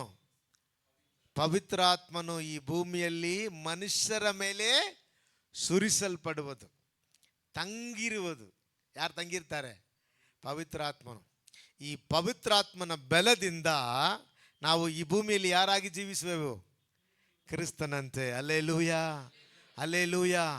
ದೇವರು ನಮ್ಮನ್ನು ಸೃಷ್ಟಿಸಿದ ಆ ಹೋಲಿಕೆಯಂತೆ ಈ ಭೂಮಿಯಲ್ಲಿ ನಾವು ಜೀವಿಸಬೇಕಾದರೆ ನಮಗೆ ಯಾರು ಬೇಕು? ಪವಿತ್ರಾತ್ಮನು ಬೇಕು. Hallelujah, hallelujah, hallelujah. ಆದುದರಿಂದ ದೇವ ಜನರೇ, ಹೀಗೆ ಅದು ನಮಗೆ ಸಿಕ್ಕಿದೆ. ಹೇಗೆ ಸಿಕ್ಕಿದೆ? ಆತನು ಹೇಳಿದ, ನಾನು ಹೋಗದೆ ಇದ್ದರೆ ನಿಮಗೆ ಲಾಭ ಇಲ್ಲ, ನಾನು ಹೋದರೆ ನಿಮಗೆ ಲಾಭ. ಯಾಕೆ? ನಾನು ಹೋಗಿ ನಿಮ್ಮನ್ನು ಸರ್ವ ಸತ್ಯದಲ್ಲಿ ನಿಮ್ಮನ್ನು ನಡೆಸುವಂಥ ಪವಿತ್ರಾತ್ಮನ ದೇವರು ನಿಮಗೆ ಕಳಿಸುವೆನು. ಆತನು ಬಂದು ನಿಮ್ಮನ್ನು ಸಕಲ ಸತ್ಯದಲ್ಲಿ ನಡೆಸುವನು. ಯಾರೆಲ್ಲ ಪರಿಶುದ್ಧಾತ್ಮನ ಅಭಿಷೇಕ ಹೊಂದಿದ್ದೀರಿ? ಕೇಳ್ತೀನಿ ನೋಡಿ. ಯಾರೆಲ್ಲ ಒಂದು ನಿರ್ದೋಷವಾಗಿ ಜೀವಿಸ್ತಾ ಇದ್ದೀರಿ? ಫಸ್ಟ್ ನಾನು ಹೇಳುವ ಕಾರ್ಯ ಅರ್ಥ ಮಾಡ್ಕೋಬೇಕು. ನಿರ್ದೋಷವಾಗಿ ಯಾರೆಲ್ಲ ಜೀವಿಸ್ತಾ ಇದ್ದೀರಿ? ಅರ್ಥ ಆಯ್ತಾ? ಈ ಕಾರ್ಯ ಹಳೆ ಒಡಂಬಡಿಕೆಯಲ್ಲಿ ಇತ್ತು. ಅವರೆಲ್ಲ ದೇವರು ನಂಬುತ್ತಾ ಇದ್ರು, ಆದರೆ ಯಾರಾಗಿ ಜೀವಿಸ್ತಾ ಇಲ್ಲ? ನಿರ್ದೋಷಿಗಳಾಗಿ ಜೀವಿಸ್ತಾ ಇಲ್ಲ. ಯಾಕೆ? ಅವ್ರಿಗೆ ಯಾರಿಲ್ಲ? ಸಕಲ ಸತ್ಯದಲ್ಲಿ ನಡೆಸುವ ಉನ್ನತ ಬಲವಾದ ಪವಿತ್ರಾತ್ಮನ ಇಲ್ಲ. ಪವಿತ್ರಾತ್ಮನ ಯಾರು ಗೊತ್ತರ? ನಮ್ಮನ್ನು ದೇವರ ಹೋಲಿಕೆಗೆ ತರುವವನು. ಹಲ್ಲೆಲೂಯ. ಈ ಪವಿತ್ರಾತ್ಮನು ನಮ್ಮ ಒಳಗೆ ಬಂದಿದ್ದರಿಂದ ನಾವು ನೀತಿವಂತರಾಗಿ ಇದ್ದು ಅದರಲ್ಲಿ ಅಭಿವೃದ್ಧಿ ಹೊಂದುತ್ತೀವಿ. ಅಲ್ಲೇಲೂಯ. ಅದಕ್ಕೆ ಒಂದು ವಾಕ್ಯ ಹೇಳುತ್ತದೆ, ನಾವು ಈ ವಾಕ್ಯ ಓದಿ ಅದನ್ನು ಅನಿಸುತ್ತದೆ. I think Roman chapter 4 was last ನನಗೆ. ದೇವರು ಆತನನ್ನು ನಮ್ಮ ಅಪರಾಧಗಳ ನಿಮಿತ್ತ ಮರಣಕ್ಕೆ ಒಪ್ಪಿಸಿಕೊಟ್ಟು ನಮಗೆ ನೀತಿವಂತರೆಂಬ ನಿರ್ಣಯವು ಉಂಟಾಗುವ ನಿಮಿತ್ತ ಜೀವದಿಂದ ಎಬ್ಬಿಸಿದನು. Alleluia, alleluia. ಹೀಗೆ ಮೃತ್ಯುಂಜಯ ಅವರು ಹೊಂದಿದ್ದಕ್ಕೆ ಕಾರಣ ನಮ್ಮನ್ನು ಯಾರಾಗಿ ಮಾರ್ಪಡಿಸಬೇಕು?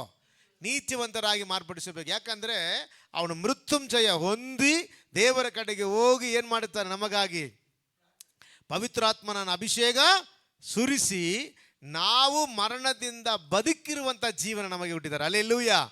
ಅದ ಪರಿಶುದ್ಧ ಜೀವಿತ, ನೀತಿವಂತರೆಂಬ ಜೀವಿತ. ಇದು ದೇವರು ನೆರವೇರಿಸಿದ್ದಾನೆ. ಅಲ್ಲೇಲೂಯ.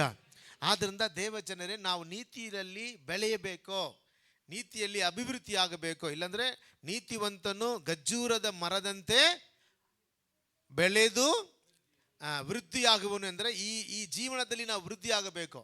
ದೇವರು ಕೊಟ್ಟಿದ್ದ ಕಾರ್ಯ ಪರಿಶುದ್ಧದಲ್ಲಿ ವೃದ್ಧಿ ಆಗಬೇಕು, ನಿರ್ದೋಷದಲ್ಲಿ ವೃದ್ಧಿ ಆಗಬೇಕು. ಅಲ್ಲೇಲೂಯ. ಈ ನಿರ್ದೋಷದಲ್ಲಿ ನಾವು ವೃದ್ಧಿ ಆಗಬೇಕೆಂದು ದೇವರು ನಮಗೆ ಉನ್ನತ ಬಲವಾದ ಪವಿತ್ರಾತ್ಮನು ಕೊಟ್ಟಿದ್ದಾನೆ. ಆದ್ದರಿಂದ ಪವಿತ್ರಾತ್ಮನು ಹೊಂದಿದವರು ಪ್ರತಿಯೊಬ್ಬರು ಯಾರಾಗಿರ್ತಾರೆ? ನೀತಿ ಮಕ್ಕಳಾಗಿರ್ತಾರೆ. ಅಲ್ಲೇಲೂಯ. ಒಂದು ಪ್ರಶ್ನೆ ಅವ್ರು ಕೇಳ್ತಾರೆ ನೋಡ್ರಿ, ಒಂದು ಪ್ರಶ್ನೆಗೆ ಅವ್ರು ಸದುತ್ತರ ಹೇಳ್ತಾರೆ. ಓದ್ರಿ, 1 ಯೋಹಾನನು ಬರೆದ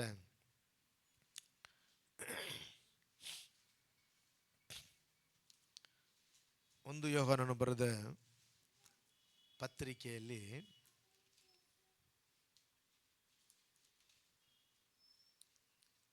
3ನೇ ಅಧ್ಯಾಯ, ಇಲ್ಲ 3ನೇ ಅಧ್ಯಾಯ ಇಲ್ಲ, 5ನೇ ಅಧ್ಯಾಯ ಅನಿಸುತ್ತೆ. ಕರೆಕ್ಟ್. 4ನೇ ವಚನ ಓದ್ರಿ. ದೇವರಿಂದ ಹುಟ್ಟಿರುವಂತದ್ದೆಲ್ಲ ದೇವರಿಂದ ಹುಟ್ಟಿದವಂತ ಎಲ್ಲ ಲೋಕವನ್ನು ಜಯಿಸುತ್ತದೆ. ಕರೆಕ್ಟಾ? ಯಾವುದನ್ನು ಜಯಿಸುತ್ತದೆ? ಲೋಕವನ್ನು ಜಯಿಸುತ್ತದೆ. ಈಗ ನಾವು ದೇವರಿಂದ ಏನು ಮಾಡಿದ್ದೇವೆ? ಹುಟ್ಟಿದ್ದೇವೆ. ಓಕೆ, ಈ ವಾಕ್ಯ ಓದ್ರಿ. 3:9. ದೇವರಿಂದ ಹುಟ್ಟಿದವನು ಪಾಪ ಮಾಡನು. ಕರೆಕ್ಟಾ? Do you understand? ಯಾಕೆ? ಅದ ನೀತಿಯಲ್ಲಿ ನಾವು ಅಭಿವೃದ್ಧಿ ಹೊಂದುವುದು, ನಿರ್ದೋಷದಲ್ಲಿ ಅಭಿವೃದ್ಧಿ ಹೊಂದುವುದು.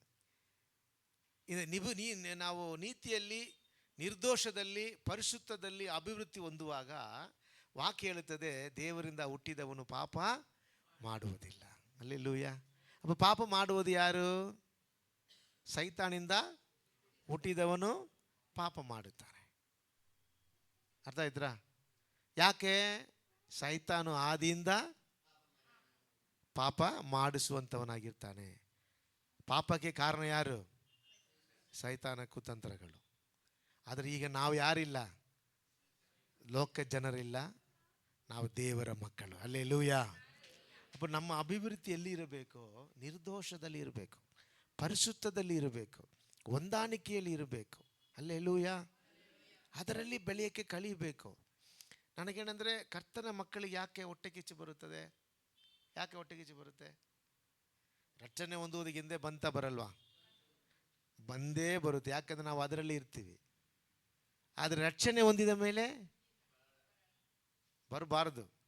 ಬರುತ್ತಾ ಬರಲ್ವಾ?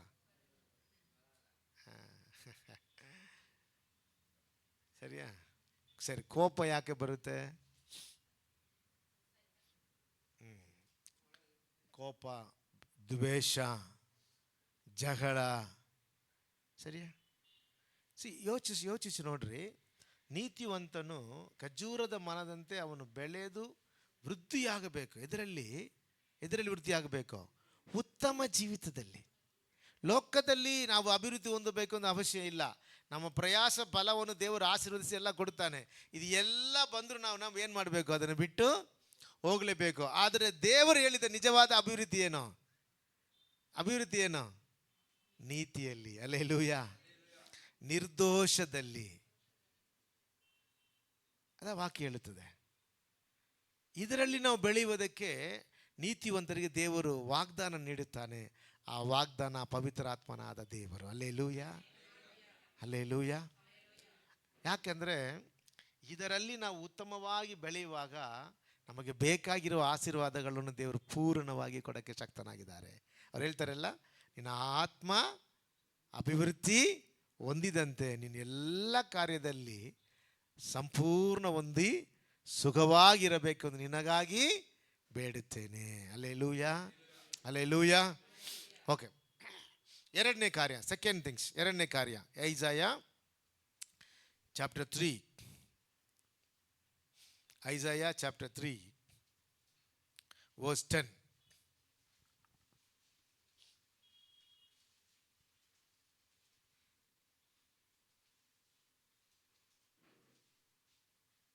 Isaiah chapter 3 verse 10. ಶಿಷ್ಟರಿಗೆ ಶುಭವೇ, ಸಿಸ್ಟರಿಗೆ ಶುಭವು ಎಂದು ಹೇಳಿರಿ. ಅವರು ತಮ್ಮ ಸುಕೃತ ಫಲವನ್ನು ಅನುಭವಿಸುವರಷ್ಟೇ. ಪಕ್ಕದಲ್ಲಿ ಕೈ ಕೊಟ್ಟು ಹೇಳ್ರಿ. ಹೇಳ್ತಾರೆ ನನಗೆ, ಸಿಸ್ಟರಿಗೆ ಶುಭ ಉಂಟಾಗಲಿ ಎಂದು ಹೇಳಲಿ. ನಿಮಗೆ ಶುಭ ಉಂಟಾಗಲಿ. ನೀವು ಯಾರು? ಸಿಸ್ಟರ್ ಅಲ್ಲ, ಸಿಸ್ಟರ್ ಇಲ್ಲ, ಸಿಸ್ಟರ್. ಓಕೆ, ಅಂದರೆ ನೀತಿವಂತರು. ತಮಿಳಲ್ಲಿ ನೀತಿವಂತರಿಗೆ ಶುಭ ಉಂಟಾಗಲಿ ಎಂದು ಹೇಳಿರಿ. ಹಲ್ಲೆಲೂಯಾ. ಯಾಕೆ? ಅವರ ಕ್ರಿಯೆಗಳಿಗೆ ಫಲವನ್ನು ಅವರು ಅನುಭವಿಸುವರು. ಹಲ್ಲೆಲೂಯಾ. ಅರ್ಥ ಮಾಡಿಕೊಡ್ರಿ, ನೀತಿವಂತ ಜನರು ಈ ಭೂಮಿಯಲ್ಲಿ ಆಶೀರ್ವಾದವಾಗಿ ಇರುವುದಕ್ಕೆ ಕಾರಣ ಅವರ ಕ್ರಿಯೆಗಳು. ಅವ್ರು ಹೇಳ್ತಾರಲ್ಲ, இப்போ ನೋಡಿ ಒಂದು ಕಾರ್ಯ ಹೇಳ್ತೀನಿ. ಆಬೇಲ್ ಕಾಯಿನ್. ಆಬೇಲ್ ದೇವರು ಆಶೀರ್ವದಿಸಿದರು, ಆದರೆ ಕಾಯಿನನ್ನು ದೇವರು ಏನು ಮಾಡಿದ್ದ? ಆಶೀರ್ವದಿಸಿಲ್ಲ. ಅವಾಗ ಕಾಯಿನ್ ಕೇಳ್ತಾನೆ, ಯಾಕೆ ಎಂದು ಕೇಳುವಾಗ ಅವ್ರು ಹೇಳ್ತಾರೆ, ನಿನ್ನ ಕ್ರಿಯೆಗೆ ತಕ್ಕ ಫಲ ನಿನಗೆ ಸಿಕ್ಕಿತು. ನೀನು ಒಳ್ಳೆಯದು ಮಾಡಿದರೆ ನಿನಗೆ ಒಳ್ಳೆಯದಿಲ್ವೋ? ನೀವು ತಪ್ಪು ಮಾಡಿದರೆ ಪಾಪ ನಿನ್ನ ಬಾಗಿಲಲ್ಲಿ ಮಲಗಿರುತ್ತದೆ. ಅರ್ಥ ಆಯ್ತಾ? ನಮ್ಮ ಕ್ರಿಯೆದ ಮೇಲೆ ಇರುತ್ತದೆ. ನಮ್ಮ ಕ್ರಿಯೆಗಳಿಗೆ ತಕ್ಕ ಫಲ ನಮಗೆ ಸಿಕ್ಕುತ್ತದೆ. ಹಲ್ಲೆಲೂಯಾ. ಅಂದರೆ ನಾವು ಹೇಗೆ ಅನಿಸ್ಕೋಬಾರದು, ನೀತಿವಂತರು ಮಾಡುವುದೆಲ್ಲ ದೇವರು ಆಶೀರ್ವದಿಸ್ತಾರೆ. ಅದು ನಿಜ, ವಾಕ್ಯ ಹೇಳುತ್ತದೆ, ನೀತಿವಂತರು ಮಾಡುವುದೆಲ್ಲ ದೇವರು ಆಶೀರ್ವದಿಸುತ್ತಾರೆ. ಆದರೆ ನೀತಿವಂತರಿಗೆ ಶುಭ ಉಂಟಾಗಲಿ ಎಂದು ಹೇಳ್ರಿ, ಅವರ ಕ್ರಿಯೆಗಳ ಫಲವನ್ನು ಅವರು ಅನುಭವಿಸುತ್ತಾರೆ. ಅಂದರೆ ನಮ್ಮ ಕ್ರಿಯೆಗಳು ಚೆನ್ನಾಗಿರುವಾಗ ನಮ್ಮ ಫಲವನ್ನು ನಾವು ಏನು ಮಾಡುವಿ? ಅನುಭವಿಸ್ತೀವಿ. ಅದಕ್ಕೆ ಅವ್ರು ಹೇಳ್ತಾರೆ, ನಾವು ಸರಿಯಾಗಬೇಕು ಅಂತ ದೇವರು ಯಾಕೆ ಹೇಳ್ತಾರೆ ಅಂದರೆ, ನಮ್ಮ ಕ್ರಿಯೆಗಳು ಸರಿಯಾಗಿದ್ದರೆ ನಮ್ಮ ಫಲವು ಆಶೀರ್ವಾದವಾಗಿರುತ್ತದೆ. ಹಲ್ಲೆಲೂಯಾ. ಯಾಕೆ? ನೀತಿವಂತರ ಹೆಸರನ್ನು ದೇವರು ಮಹಿಮೆಗೆ ತರುತ್ತಾನೆ. ನೀತಿವಂತರ ತಲೆ ಮೇಲೆ ದೇವರ ಆಶೀರ್ವಾದ ತಂಗುತ್ತದೆ. ನೀತಿವಂತನು ಇಷ್ಟಪಡುವುದನ್ನು ಅವನಿಗೆ ಫಲಿಸುತ್ತದೆ. ಹಲ್ಲೆಲೂಯಾ. ಇದೆಲ್ಲದಕ್ಕೆ ಕಾರಣ ಅಂದರೆ ನೀತಿವಂತರೆಂಬ ಫಲದಲ್ಲಿ ನಾವು ನಿಲ್ಲಬೇಕು. ನಾನು ಹೇಳ್ತೀನಿ ನೋಡಿ, ನಮ್ಮ ಜೀವನದಲ್ಲಿ ಇರುವ ಒಳ್ಳೆ ಕಾರ್ಯಗಳು ನಮ್ಮ ಆಶೀರ್ವಾದಕ್ಕೆ ಆಧಾರವಾಗಿರುತ್ತದೆ. ಹಲ್ಲೆಲೂಯಾ. ನಮ್ಮ ಜೀವನದ ಕೆಳಗಿರುವ ಕಾರ್ಯ ಅಂದರೆ ನಮ್ಮ ಜೀವನದಲ್ಲಿ ಕೆಳಗೆ ಹೋಗೋದಕ್ಕೆ ಕಾರಣ ನಮ್ಮಲ್ಲಿ ಕಂಡುಬರುವ ದುಷ್ಕ್ರಿಯೆಗಳು. ಅಂದರೆ ನಂಬುವುದಕ್ಕೆ, ಅಂದರೆ ಯೇಸು ಸ್ವಾಮಿ ನಂಬುವುದಕ್ಕೆ ಹಿಂದೆ ನಮ್ಮ ಕ್ರಿಯೆಗಳಿತ್ತು, ಅದು ಶಾಪವಾಗಿತ್ತು.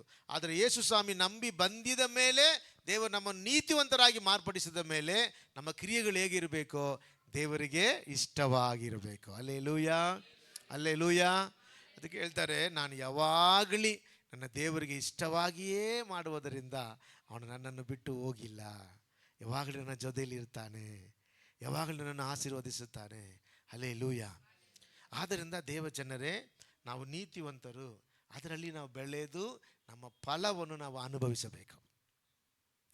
ನಮ್ಮ ಜೀವಿತದಲ್ಲಿ ವಾಕ್ಯ ಹೇಳುತ್ತದೆ, ಅವನ ಹೃದಯದ ನೆನಪು ಹೇಗೆ ಇರುತ್ತದೋ ಹಾಗೆ ಅವನು ಇರುತ್ತಾನೆ. ನಮ್ಮ ಫಲದ ಆಶೀರ್ವಾದ, ನಮಗೆ ಸಿಕ್ಕುವಂಥ ಕಾರ್ಯದ ಫಲ ಹೇಗೆ ಅಂದರೆ, ನಮ್ಮ ನೆನಪು ಹೇಗೆ ಇದೆ, ನಮ್ಮ ಕ್ರಿಯೆ ಹೇಗೆ ಇದೆ, ನಮ್ಮ ಜೀವನ ಹೇಗೆ ಇದೆ, ಹಾಗೇ ನಮ್ಮ ಜೀವನದಲ್ಲಿ ದೇವರು ನಮ್ಮನ್ನು ಆಶೀರ್ವದಿಸ್ತಾರೆ. Do you understand? ನಾವು ಬೆಳೆಯಬೇಕು, ಚೆನ್ನಾಗಿರಬೇಕು, ಆಶೀರ್ವಾದವಾಗಿರಬೇಕಂದ್ರೆ ಫಸ್ಟ್ ನಮ್ಮ ಕ್ರಿಯೆಗಳು ಸರಿಯಾಗಬೇಕು. ಹಲ್ಲೆಲೂಯಾ. ಅವನ ಕ್ರಿಯೆಗಳ ಫಲವನ್ನು ಅವನು ಅನುಭವಿಸ್ತಾನೆ. ನಮ್ಮ ಕ್ರಿಯೆಗಳು ಚೆನ್ನಾಗಿದ್ದರೆ ನಮ್ಮ ಫಲಗಳು ಚೆನ್ನಾಗಿರುತ್ತದೆ. ಹಲ್ಲೆಲೂಯಾ. ದೇವರು ಆಶೀರ್ವದಿಸುವುದಕ್ಕೆ ಇಷ್ಟಪಡುತ್ತಾನೆ. ದೇವರು ನಮ್ಮನ್ನು ಹೇಗೆ ಆಶೀರ್ವದಿಸ್ತಾನೆ ಅಂದರೆ, ಅವ್ರು ಹೇಳ್ತಾರಲ್ಲ, ಅಮುಕ್ಕಿ ಕುಳುಕಿ ಒರೆಸಿರುವಂತೆ ಮಡಿಲಲ್ಲಿ ದೇವರು ಸುರಿಸುತ್ತಾನೆ. ಪೂರ್ಣವಾದ ಆಶೀರ್ವಾದ. ಅಂದರೆ ಪೂರ್ಣವಾದ ಆಶೀರ್ವಾದ ಹೇಗಿರುತ್ತದೆ ಅಂದರೆ ನೀತಿವಂತರೆಂಬ ನಿರ್ಣಯದಲ್ಲಿ ನಿಲ್ಲುವಾಗ. ಹಲ್ಲೆಲೂಯಾ. ನೀತಿವಂತರಿಗೆ ದೇವರು ಆಶೀರ್ವಾದ ಇಟ್ಟಿದ್ದಾನೆ. ನಮ್ಮ ಫಲಗಳು ನಾವು ನೋಡಿ, ನಮ್ಮ ಕ್ರಿಯೆಗಳು ತಿರುಗಿ ನೋಡಬೇಕು, ನಮ್ಮ ಜೀವನದಲ್ಲಿ ಮಾರ್ಪಡಬೇಕು. ಯಾಕೆ? ಆಶೀರ್ವಾದಕ್ಕೆ ಕಾರಣ ನಮ್ಮ ಜೀವನದಲ್ಲಿ ಇರುವ ಕ್ರಿಯೆಗಳು. ಹಲ್ಲೆಲೂಯಾ. ಅವ್ರು ಹೇಳ್ತಾರೆ, ನೀನು ಒಳ್ಳೆಯದು ಮಾಡಿದರೆ ನಿನಗೆ ಒಳ್ಳೆಯದಾಗುತ್ತದೆ ಅಂತ ಹೇಳ್ತಾರೆ. ನಮ್ಮ ಜೀವನದಲ್ಲಿರುವ ಕಾರ್ಯಗಳು ನಮ್ಮ ಜೀವನದ ಆಶೀರ್ವಾದಕ್ಕೆ ಗುರಿಯಾಗಿರುತ್ತದೆ. ಆದ್ದರಿಂದ ನಾನು ಸರಿಯಾಗುವಾಗ ನನ್ನ ಹಿಂದೆ ನನ್ನ ಆಶೀರ್ವಾದ ಬಂದೇ ಬರುತ್ತದೆ. Hallelujah, hallelujah. ಆದ್ದರಿಂದ ಆಶೀರ್ವಾದಕ್ಕೆ ಕಾರಣ ನಾನೇ. ನನ್ನನ್ನು ಸರಿಪಡಿಸಿ ನನ್ನ ಕ್ರಿಯೆಗಳು ದೇವರು ಮೆಚ್ಚಿಸಿದರೆ ನನ್ನ ಎಲ್ಲ ಕಾರ್ಯದಲ್ಲಿ ಸಫಲವಾಗುವಂತೆ ದೇವರು ಮಾಡುವಂಥವನಾಗಿದ್ದಾರೆ. ಹಲ್ಲೆಲೂಯಾ. ಉದ್ಧಾರ ನನ್ನಲ್ಲಿ ಇದೆ, ಆಶೀರ್ವಾದ ಮಹಿಮೆ ನನ್ನಲ್ಲಿ ಇದೆ. ಆದರೆ ಕಳ್ಳತನ ಮಾಡುವವರು, ಕದಿಯುವವರು, ಅನ್ಯಾಯ ಮಾಡುವವರು ಚೆನ್ನಾಗಿರ್ತಾರೆ. ಆದರೂ ಒಂದು ದಿನ ಬರುತ್ತದೆ, ಆವಾಗ ಅವರು ಇದ್ದಿದ್ದ ಜಾಗನೂ ಅಲ್ಲಿ ಕಾಣುವುದಿಲ್ಲ. ಆದರೆ ನೀತಿವಂತರ ಆ ಥರ ಇಲ್ಲ, ನಿತ್ಯವಾಗಿ ನೆಲೆದಿರುತ್ತಾರೆ. Hallelujah, hallelujah. ನಾವು ಕ್ರಿಯೆಗಳನ್ನು ಚೇಂಜ್ ಮಾಡ್ಕೋಬೇಕು, ನಮ್ಮ ಮನಸ್ಸನ್ನು ಚೇಂಜ್ ಮಾಡ್ಕೋಬೇಕು, ನಮ್ಮ ಹೃದಯದ ನೆನಪನ್ನು ಚೇಂಜ್ ಮಾಡ್ಕೋಬೇಕು. ಆವಾಗ ವಾಕ್ಯದಲ್ಲಿ ಹೇಳಲ್ಪಟ್ಟಿದ್ದ ಅಭಿವೃದ್ಧಿ ಬೆಳೆಯುವುದು ನಮಗೆ ಸಿಕ್ಕುತ್ತದೆ. ಹಲ್ಲೆಲೂಯಾ. ಮೂರನೇದಾಗಿ ಹೇಳಿ ಮುಗಿಸ್ತೀನಿ, ಇವತ್ತು ಜಲ್ದಿ ಮುಗಿಸ್ಬೇಕು ಅಂತ ಇಷ್ಟಪಟ್ಟೆ. ಮೂರನೇದು 24:16, ಜ್ಞಾನೋಕ್ತಿಗಳು 24:16.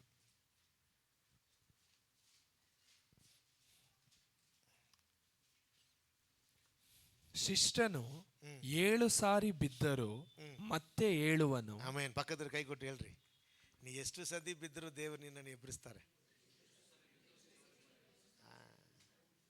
ಅದ ನೀತಿವಂತನಿಗೆ ಸಿಕ್ಕಿದ ಒಂದು ಮಹಿಮೆಯಾದ ಆಶೀರ್ವಾದ. ನಾನು ಇದನ್ನು ನೋಡಿ ವಾಕ್ಯ ಓದುವಾಗ ಆಶ್ಚರ್ಯಪಟ್ಟಿದ್ದೆ. 7 ಸತಿ ಅಂದರೆ 7 ಅಂದರೆ it is not 7, it is fulfil ಅಪ್ನ. ಎಷ್ಟು ಸತಿ ನೀನು ಬಿದ್ದರೂ ದೇವರು ಈಗಲೂ ಸಿದ್ಧವಾಗಿದ್ದಾರೆ ನಿನ್ನನ್ನು ಎಬ್ಬರಿಸುವುದಕ್ಕೆ. ಹಲ್ಲೆಲೂಯಾ. ಅದ ನೀತಿವಂತನ ಭಾಗ್ಯ. ಅಂತ ನೀತಿವಂತನ ಭಾಗ್ಯ ಏನು ಗೊತ್ತಾ? ದೇವರು ನಮ್ಮನ್ನು ಎಂದೆಂದಿಗೂ ಕೈ ಬಿಡುವುದಿಲ್ಲ. ಆದರೆ ನಾವು ಎದ್ದೇಳುವುದಕ್ಕೆ ಪ್ರಯತ್ನ ಮಾಡಬೇಕು. ಆ ವಾಕ್ಯ ಓದುವಾಗ ನಿಮಗೆ ಹೇಳ್ತೀನಿ ನೋಡ್ರಿ, ಓದ್ರಿ. ಇಬ್ರಿಯರ್ ಬರೆದ ಪತ್ರಿಕೆ 6ನೇ ಅಧ್ಯಾಯದಲ್ಲಿ ಇದೆ ಅನಿಸುತ್ತದೆ. ಇಬ್ರಿಯರ್ ಬರೆದ ಪತ್ರಿಕೆ 6ನೇ ಅಧ್ಯಾಯದಲ್ಲಿ 6ನೇ ವಚನ, 6:6. ಈ ವಾಕ್ಯ ಮರೆಯಬಾರ್ದು.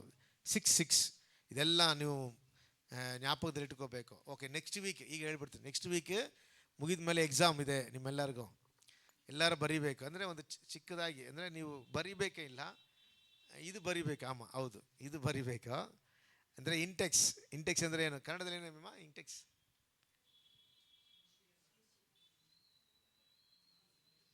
ಇಂಟೆಕ್ಸ್ ಅಂದರೆ ಏನು? ಪರಿವೀಡಿ. ಕರೆಕ್ಟ್, ಎಕ್ಸಾಕ್ಟ್ಲಿ ವರ್ಡ್ ಪರಿವೀಡಿ. ಓಕೆ, ಅಂದರೆ ನಮ್ಮ ಪುಸ್ತಕದಲ್ಲಿ ಬೈಬಲ್ ಫಸ್ಟ್ ಪೇಜಲ್ಲಿ ಇದೆ ನೋಡ್ರಿ. ಆದಿಕಾಂಡ, ಆದಿಕಾಂಡ, ವಿಮೋಚನಕಾಂಡ, ಆಮೇಲೆ ಅರಣ್ಯಕಾಂಡ. ತಮಿಳನ್ನ ಫಾಸ್ಟಾಗಿ சொல்லிடுவேன், ಕನ್ನಡ ಕೊಂಚ ಸ್ಲೋ ಆಗುತ್ತೆ. ಓಕೆ, ಇದೆಲ್ಲ ನೀವು ಬರಿಬೇಕು. ಓಕೆ, ಒಂದು ತಪ್ಪಾದರೂ ತಿರುಗಿ ಬರಿಬೇಕು. ಓಕೆ, ನೀವು ಯಾಕಂದರೆ ಇಂಟೆಕ್ಸ್ ಗೊತ್ತಿಲ್ಲದೆ ಇರುವಾಗ ಒಂದು ಪುಸ್ತಕದ ಆದಮೇಲೆ ಇನ್ನೊಂದು ಪುಸ್ತಕ ಎಂದು ಗೊತ್ತಾಗೋದಿಲ್ಲ. ಪಾಸ್ಟ್ ಹೇಳುವಾಗ ಹುಡುಕ್ತಾ ಇರ್ತಾರೆ. ಫಸ್ಟ್ ಇಲ್ಲಿ ಹೋಗುತ್ತೆ, ಆಮೇಲೆ ಇಲ್ಲಿ ಹೋಗುತ್ತೆ. ಅರ್ಥ ಆಯ್ತಾ? ಆ ಥರ ಇರಬಾರ್ದು. ನಮಗೆ ಏನೇನು ಪುಸ್ತಕ ಎಲ್ಲಿ ಇದನ್ನು ಗೊತ್ತಾಗಬೇಕು. ಫಸ್ಟ್ ಇಂಟೆಕ್ಸ್. ನೆಕ್ಸ್ಟ್ ತಿಂಗಳಿಂದ ಬರೆಯುವುದು ಏನಿಲ್ಲ, ನೀವು ಟಿಕ್ ಮಾಡಬೇಕು. ಇಲ್ಲಾಂದರೆ ಅದು ಈ ವಾಕ್ಯ ಓದಿದ್ರಿ ಎಂದು ಗೊತ್ತು ಮಾಡೋಕ್ಕೆ ಮಾತ್ರ ಕೊಡ್ತೀನಿ ಅಷ್ಟೇ. ಸರಿಯಾ? ಅರ್ಥ ಆಯ್ತಾ? ಮಿಸ್ ಮಾಡಿದರೆ ನಾನು ನಿಮಗೆ ಕಮ್ಯುನಿಯನ್ ಕೊಡುವುದೇ ಇಲ್ಲ. ಸರಿಯಾ? ಅರ್ಥ ಆಯ್ತಾ? ಅರ್ಥ ಮಾಡ್ಕೊಳ್ರಿ. ಇದು ಯಾಕೆ ಅಂದರೆ ವಾಕ್ಯ ಓದಬೇಕು. ಈ ವರ್ಷ ದೇವರು ಬಂದರು, ದೇವರ ಪ್ರಶ್ನೆ 2. ದೇವರು ಹೇಳುವ ಪ್ರಶ್ನೆ ವಾಕ್ಯದಲ್ಲಿ, ಪ್ರಾರ್ಥನೆಯಲ್ಲಿ ನಾವು ಇರಬೇಕು. ಯಾಕೆ? ನಮ್ಮ ಜಯ ಎಲ್ಲಿದೆ? ನಮ್ಮ ಬಾಯಲ್ಲಿ ಕೊಟ್ಟಿದ್ದ ವಾಕ್ಯ ಪ್ರಾರ್ಥನೆಯಿಂದ, ನಮ್ಮ ಕೈಯಲ್ಲಿ ಕೊಟ್ಟಿದ್ದ ವಾಕ್ಯದಿಂದ ನಾವು ಯಾರನ್ನು ಗೆಲ್ಲುತ್ತೇವೆ? ಸಂಗೋಳಿಯಿಂದ ಕಟ್ಟುವಂತೆ, ಮೊಯ್ಯಿಗೆ ಮೊಯ್ ತೀರಿಸುವಂತೆ ಈ ಸೌಭಾಗ್ಯ, ಈ ಘನ ಪರಿಶುದ್ಧ ಜನರು ಎಲ್ಲರಿಗೂ ದೇವರು ಕೊಟ್ಟಿದ್ದಾರೆ. ಹಲ್ಲೆಲೂಯಾ. ಇದರಲ್ಲಿ ನೀವು ಬೆಳೆದಿದ್ದರೆ ನಿಮಗೆ ಜಯ. ನಿಮ್ಮ ಜಯ ಎಲ್ಲಿದೆ? ವಾಕ್ಯ ಓದುವುದರಲ್ಲಿದೆ. ನಿಮ್ಮ ಜಯ ಎಲ್ಲಿದೆ? ಪ್ರಾರ್ಥಿಸುವುದರಲ್ಲಿ ಇದೆ. ನಂಬದೇ ನಾವು ಪ್ರಾರ್ಥಿಸುವುದಿಲ್ಲ. ನಂಬಿಕೆ ಇಲ್ಲದೆ ಇರುವ ಪ್ರಾರ್ಥನೆ ದೇವರು ಕೇಳುವುದಿಲ್ಲ. ನಂಬಬೇಕು, ಪ್ರಾರ್ಥಿಸಬೇಕು, ವಾಕ್ಯ ಓದಬೇಕು, ಆವಾಗ ಜಯ ನಿಮ್ಮದೇ. Hallelujah, hallelujah. ಸರಿ, ಓಕೆ, ಓದ್ರಿ. 7 ಸತಿ ಬಿದ್ದರೂ ಅವನು ತಿರುಗಿ ಏನು ಮಾಡ್ತಾನೆ? ಎದ್ದೇಳುವನು. ದೇವ ಜನರೇ, ನೀತಿವಂತನಿಗೆ ದೇವರು ಕೊಟ್ಟಿದ್ದ ವಾಗ್ದಾನದಲ್ಲಿ ಒಂದು ದೊಡ್ಡದಾದ ಒಂದು ಬಹುಮಾನದ ವಾಗ್ದಾನ ಏನು ಗೊತ್ತಾ? ನಿಮ್ಮನ್ನು ದೇವರು ಕೈ ಬಿಡುವುದೇ ಇಲ್ಲ. ಓಕೆ, ಈ ವಾಕ್ಯ ಓದಿ ಭೀಮ. ಎಬ್ರೆಯರ್ 6:6. ಎಬ್ರೆಯರ್ 6:6. ಓಕೆ, ಅವರಲ್ಲಿ ತಿರುಗಿ ಮಾನಸಾಂತರವನ್ನು ಹುಟ್ಟಿಸುವುದು ಅಸಾಧ್ಯ. ಯಾಕೆಂದರೆ ಅವರು ತಮ್ಮ ಪಾಲಿಗೆ ದೇವರ ಮಗನನ್ನು ಪುನಃ ಶಿಲುಬೆಗೆ ಹಾಕುವವರು, ಆತನನ್ನು ಎಲ್ಲರ ಮುಂದೆ ಅವಮಾನ ಪಡಿಸುವವರು ಆಗಿದ್ದಾರೆ. ಭೂಮಿಯು ತನ್ನ ಮೇಲೆ 5:6 ಒಂದು ಸಾರಿ ಜ್ಞಾನ ಪ್ರಕಾಶದಲ್ಲಿ ಸೇರಿ ಪರಲೋಕದಿಂದಾದ ದಾನದ ಅನುಭವವನ್ನು ಹೊಂದಿ ಪವಿತ್ರಾತ್ಮ ವರದಲ್ಲಿ ಪಾಲುಗಾರರಾಗಿ ದೇವರ ವಾಕ್ಯದ ಶ್ರೇಷ್ಠತೆಯನ್ನು, ಮುಂದಣ ಯುಗದ ಮಹತ್ವವನ್ನು ಅನುಭವಿಸಿದವರು ಭ್ರಷ್ಟರಾದರೆ, ಅದು ಮತ್ತೆ ಅಂಡರ್ಲೈನ್ ಮಾಡ್ರಿ, ಭ್ರಷ್ಟರಾದರೆ, ಮರದಲ್ಲಿತ್ತು ಪೋನವர்கள் ಭ್ರಷ್ಟರಾದರೆ ಅವರಲ್ಲಿ ತಿರುಗಿ ಏನ್ ಮಾಡಕ್ಕೆ ಕಷ್ಟ? ಮಾನಸಾಂತರವನ್ನು ಹುಟ್ಟಿಸುವುದು ಅಸಾಧ್ಯ. ಸರಿಯಾ? ಅಂದ್ರೆ ಅದು ಏನು ಅರ್ಥ ಗೊತ್ತಾ? ಅಂದ್ರೆ ಒಬ್ಬನು ಇವಾಗ ನೋಡ್ರಿ, ದೇವರನ್ನು ಬಿಟ್ಟು ಅಗಳಿ ಹೋದ್ರು, ಭ್ರಷ್ಟರಾದ್ರೆ ಅನ್ಸ್ಕೊಳ್ರಿ, ಅಷ್ಟೇ, ಅವ್ರದ್ದು ಮುಗೀತು. ಅಂದ್ರೆ ಯಾವಾಗ ಗೊತ್ತಾ? ಅವ್ರು ತಿರುಗಿ ದೇವರ ಕಡೆಗೆ ಬರದೇ ಇರುವವರೆಗೂ, ದೇವರ ಕಡೆಗೆ ಬರದೇ ಇರುವವರೆಗೂ ಅವರು ತಿರುಗಿ ಏನಾಗಲ್ಲ, ಮಾನಸಾಂತರ ಹೊಂದುವುದಿಲ್ಲ. ನೀವು ಬಂದ್ಬಿಟ್ರೆ ದೇವರು ನಿಮ್ಮನ್ನು ಎಬ್ಬರಿಸೋದಕ್ಕೆ ಶಕ್ತನಾಗಿದ್ದಾರೆ. ಅದೇ ಈ ವಾಕ್ಯದ ರಹಸ್ಯ. ಹಲ್ಲೆಲೂಯಾ. ಅಂದರೆ ನಾವು ದೇವರನ್ನು ತಿರಸ್ಕರಿಸಿ ಹೋದವರು, ಭ್ರಷ್ಟರಾದವರು, ದೇವರನ್ನು ಬಿಟ್ಟು ಅಗಲಿದವರು, ತಿರುಗಿ ನಾವು ಆ ತಪ್ಪು ಮಾಡಿದ್ದೇವೆ, ಆದರೆ ಈ ತಪ್ಪಿಂದ ನಾವು ಸರಿ ಮಾಡ್ಕೋಬೇಕಾದ್ರೆ ಎದ್ದೇಳಿ ಬರಬೇಕು. ಎದ್ದೇಳಿ ಬರದಿದ್ದರೆ ದೇವರು ಏನು ಮಾಡಲ್ಲ, ನಮ್ಮನ್ನು ಮಾನಸಾಂತರ ಒಳಗೆ ತರಲ್ಲ. ಅದೇ ಈ ವಾಕ್ಯದ ರಹಸ್ಯ. ಅರ್ಥ ಮಾಡ್ಕೊಳ್ರಿ. ನಮ್ಮ ತಪ್ಪುಗಳನ್ನು ಬಿಟ್ಟು ನಾವು ಎದ್ದೇಳುವಾಗ ನಮಗೆ ಸಹಾಯ ಮಾಡೋಕ್ಕೆ ದೇವರು ಶಕ್ತನಾಗಿದ್ದಾರೆ. ಎದ್ದೇಳಕ್ಕೆ ಮನಸ್ಸಿಲ್ಲ, ಬಿಡಕ್ಕೆ ಮನಸ್ಸಿಲ್ಲ, ಮಾನಸಾಂತರ ಹೊಂದುವುದಕ್ಕೆ ಮನಸ್ಸಿಲ್ಲದೆ ಇರುವಾಗ ಅವನು ಮಾನಸಾಂತರ ಹೊಂದುವುದು ಕಷ್ಟ. ಅರ್ಥ ಆಯ್ತಾ? ಇದ ರಹಸ್ಯ. ಆದರೆ ನಾನಿದು ಬಿಡಬೇಕು, ಇದು ನನಗೆ ಬೇಡ, ನಾನು ದೇವರ ಮಗನಾಗಬೇಕು, ಇದು ಬಿಟ್ಟು ದೇವರ ಮಗಳಾಗಿ ಜೀವಿಸಬೇಕು ಎಂದು ನೀವು ತೀರ್ಮಾನ ಮಾಡಿದರೆ ವಾಕ್ಯ ಹೇಳುತ್ತದೆ, 7 ಸತಿ ನೀನು ಬಿತ್ತರೂ ನಿನ್ನನ್ನು ಎಬ್ಬರಿಸುವುದಕ್ಕೆ ದೇವರು ಶಕ್ತನಾಗಿದ್ದಾರೆ. ಹಲ್ಲೆಲೂಯಾ. ದೇವರ ಕಡೆಗೆ ಬಂದ್ಬಿಡಬೇಕು. ದೇವರು ಈಗಲೂ ನಿಮ್ಮನ್ನು ಪ್ರೀತಿಸ್ತಾರೆ. ಆದರೆ ಎದುವರೆಗೆ ಗೊತ್ತಾ? ದೇವರ ಬರೋನಿಗೆವರೆಗೆ. ಯಾಕಂದರೆ ದೇವರು ತಿರುಗಿ ಬರುತ್ತಾನೆ. ಅವ್ರು ಹೇಗೆ ಬರ್ತಾರೆ? ನ್ಯಾಯ ತೀರ್ಪು ಕೊಡುವಂಥವನಾಗಿ. ಆವಾಗ ಅವ್ರ ಕಣ್ಣಲ್ಲಿ ಏನು ಸಿಕ್ಕುವುದಿಲ್ಲ? ಕರುಣೆ ಸಿಕ್ಕುವುದಿಲ್ಲ. ಯಾಕೆ? ಅವರು ಕರುಣಿಸುವುದಕ್ಕಾಗಿ ಬರುವುದಿಲ್ಲ, ಭೂಮಿ ಮೇಲೆ ನ್ಯಾಯ ತೀರ್ಪು ಕೊಡೋಕ್ಕೆ ಬರ್ತಾರೆ. ಅವರು ಒಬ್ಬೊಬ್ಬರ ಕ್ರಿಯೆಗೆ. ಅದುವರೆಗೂ ದೇವರು ನಮ್ಮನ್ನೇ ಕರುಣಿಸುತ್ತಾನೆ. ಅದು ಒಳಗಡೆ ನೀವೇನು ಮಾಡ್ರಿ? ಎದ್ದೇಳ್ರಿ. ದೇವರು ನಿಮಗೆ ಹೇಳ್ತಾರೆ, I don't know, God spoke to somebody, ಹೇಳ್ತಾರೆ ಎದ್ದೇಳಬೇಕು, ಬಿಡಬೇಕು. ಅದು ಬಿಟ್ಟರೆ ದೇವರು ನಿಮಗೆ ಮಾನಸಾಂತರ ಕೊಡೋಕ್ಕೆ ಶಕ್ತನಾಗಿದ್ದಾರೆ. ಅದು ಬಿಡದೇ ಇರುವವರೆಗೂ ನಾವು ಮಾನಸಾಂತರ ಹೊಂದುವುದು ಅಸಾಧ್ಯ. ನಾವು ಬಿಟ್ಟು ಎದ್ದೇಳಬೇಕು. ಹೇಗೆ ಎದ್ದೇಳಬೇಕು? ದೇವರ ಕಡೆಗೆ ಬರಬೇಕು ಎಂದು ನೀವು ತೀರ್ಮಾನ ಮಾಡಿದರೆ ದೇವರು ನಿಮಗೆ ಕೊಡೋಕ್ಕೆ ಶಕ್ತನಾಗಿದ್ದಾರೆ. ಅದೇ ಇಸ್ರೇಲ್ ನೋಡಿ ಹೇಳ್ತಾರೆ, ಎದ್ದೇಳು, ಧೂಳನ್ನು ಜಾಡಿ ಬಿಟ್ಟು ಎದ್ದೇಳು. ಎದ್ದೇಳದೆ ದೇವರು ನಿನ್ನನ್ನು ಪ್ರಕಾಶಿಸುವುದು, ನಿಮ್ಮನ್ನು ರಕ್ಷಿಸುವುದು, ನಿಮ್ಮನ್ನು ರಕ್ಷಣೆ ಒಳಗೆ ತರುವುದು ಕಷ್ಟ. ನಿಮ್ಮ ಹೃದಯವನ್ನು ಕಠಿಣಪಡಿಸಿದರೆ ನಿಮಗೆ ವಿಮೋಚನೆ ಸಿಕ್ಕುವುದು ಕಷ್ಟ. ಅದಕ್ಕೆ ಅವ್ರು ಹೇಳ್ತಾರೆ, ನಿಮ್ಮ ಮಾನಸಾಂತರ ಹೊಂದುವುದಕ್ಕೆ ಬರಬೇಕು. ಆದರೆ 7 ಸತಿ ಇಲ್ಲ ಅದು ಎಷ್ಟು ಸತಿ ನೀನು ಬಿದ್ದರೂ ದೇವರ ಕಡೆಗೆ ಬಂದರೆ ನಿಮ್ಮನ್ನು ಎಬ್ಬರಿಸೋದಕ್ಕೆ ದೇವ ಶಕ್ತನಾಗಿದ್ದಾರೆ. ಹಲ್ಲೆಲೂಯಾ. ನೀತಿವಂತರ ಭಾಗ್ಯ, ನೀತಿವಂತರ ಭಾಗ್ಯ. ನೀತಿವಂತರನ್ನು ದೇವರು ಕೈ ಬಿಡೋದಕ್ಕೆ ಇಷ್ಟಪಟ್ಟಿಲ್ಲ. ಪ್ರಿಯರೇ, ನಿಮಗಾಗಿ ಅವರು ಜೀವ ಕೊಟ್ಟಿದ್ದಾರೆ. ಮಿಕ್ಕಿದ ಎಲ್ಲವನ್ನು ನಿಮಗೆ ಮಾಡದೇ ಇರುವುದು ಹೇಗೆ? ಜೀವ ಕೊಟ್ಟಿದ್ದಾತನು ನಿಮ್ಮನ್ನು ಹೇಗೆ ಕೈ ಬಿಡುತ್ತಾನೆ? ನಿಮಗಾಗಿ ಕಾದಿದ್ದಾನೆ, ನಿಮಗಾಗಿ ವೆಯ್ಟ್ ಮಾಡುತ್ತಾನೆ. ನೀವು ಮನಂತಿರುಗಿ ಬಂದರೆ ನಿನ್ನಲ್ಲಿ ದೇವರು ಪ್ರಕಾಶಿಸುವಂಥ ಜೀವ ಕೊಡೋಕ್ಕೆ ದೇವರು ಶಕ್ತನಾಗಿದ್ದಾರೆ. ಒಂದೇ ಕಾರ್ಯ, ಅದು ಬಿಟ್ಟು ಎದ್ದೇಳಬೇಕು. ಹಲ್ಲೆಲೂಯಾ. ನೀತಿವಂತರ ಭಾಗ್ಯ. ದೇವರು ಈಗಲೂ ನಿಮ್ಮನ್ನು ಆಶೀರ್ವದಿಸೋದಕ್ಕೆ ಶಕ್ತನಾಗಿದ್ದಾರೆ. ಓಕೆ, ಸರಿ. ಕೊನೆಯದಾಗಿ ಒಂದು ವಾಕ್ಯ ಮುಗಿಸಿ ನಾನು ಹೇಳ್ತೀನಿ. ಫೋರ್ತ್ 4ನೇ ಕಾರ್ಯ, ಗಲಾತಿಯನ್ ಚಾಪ್ಟರ್ 2 verse 17.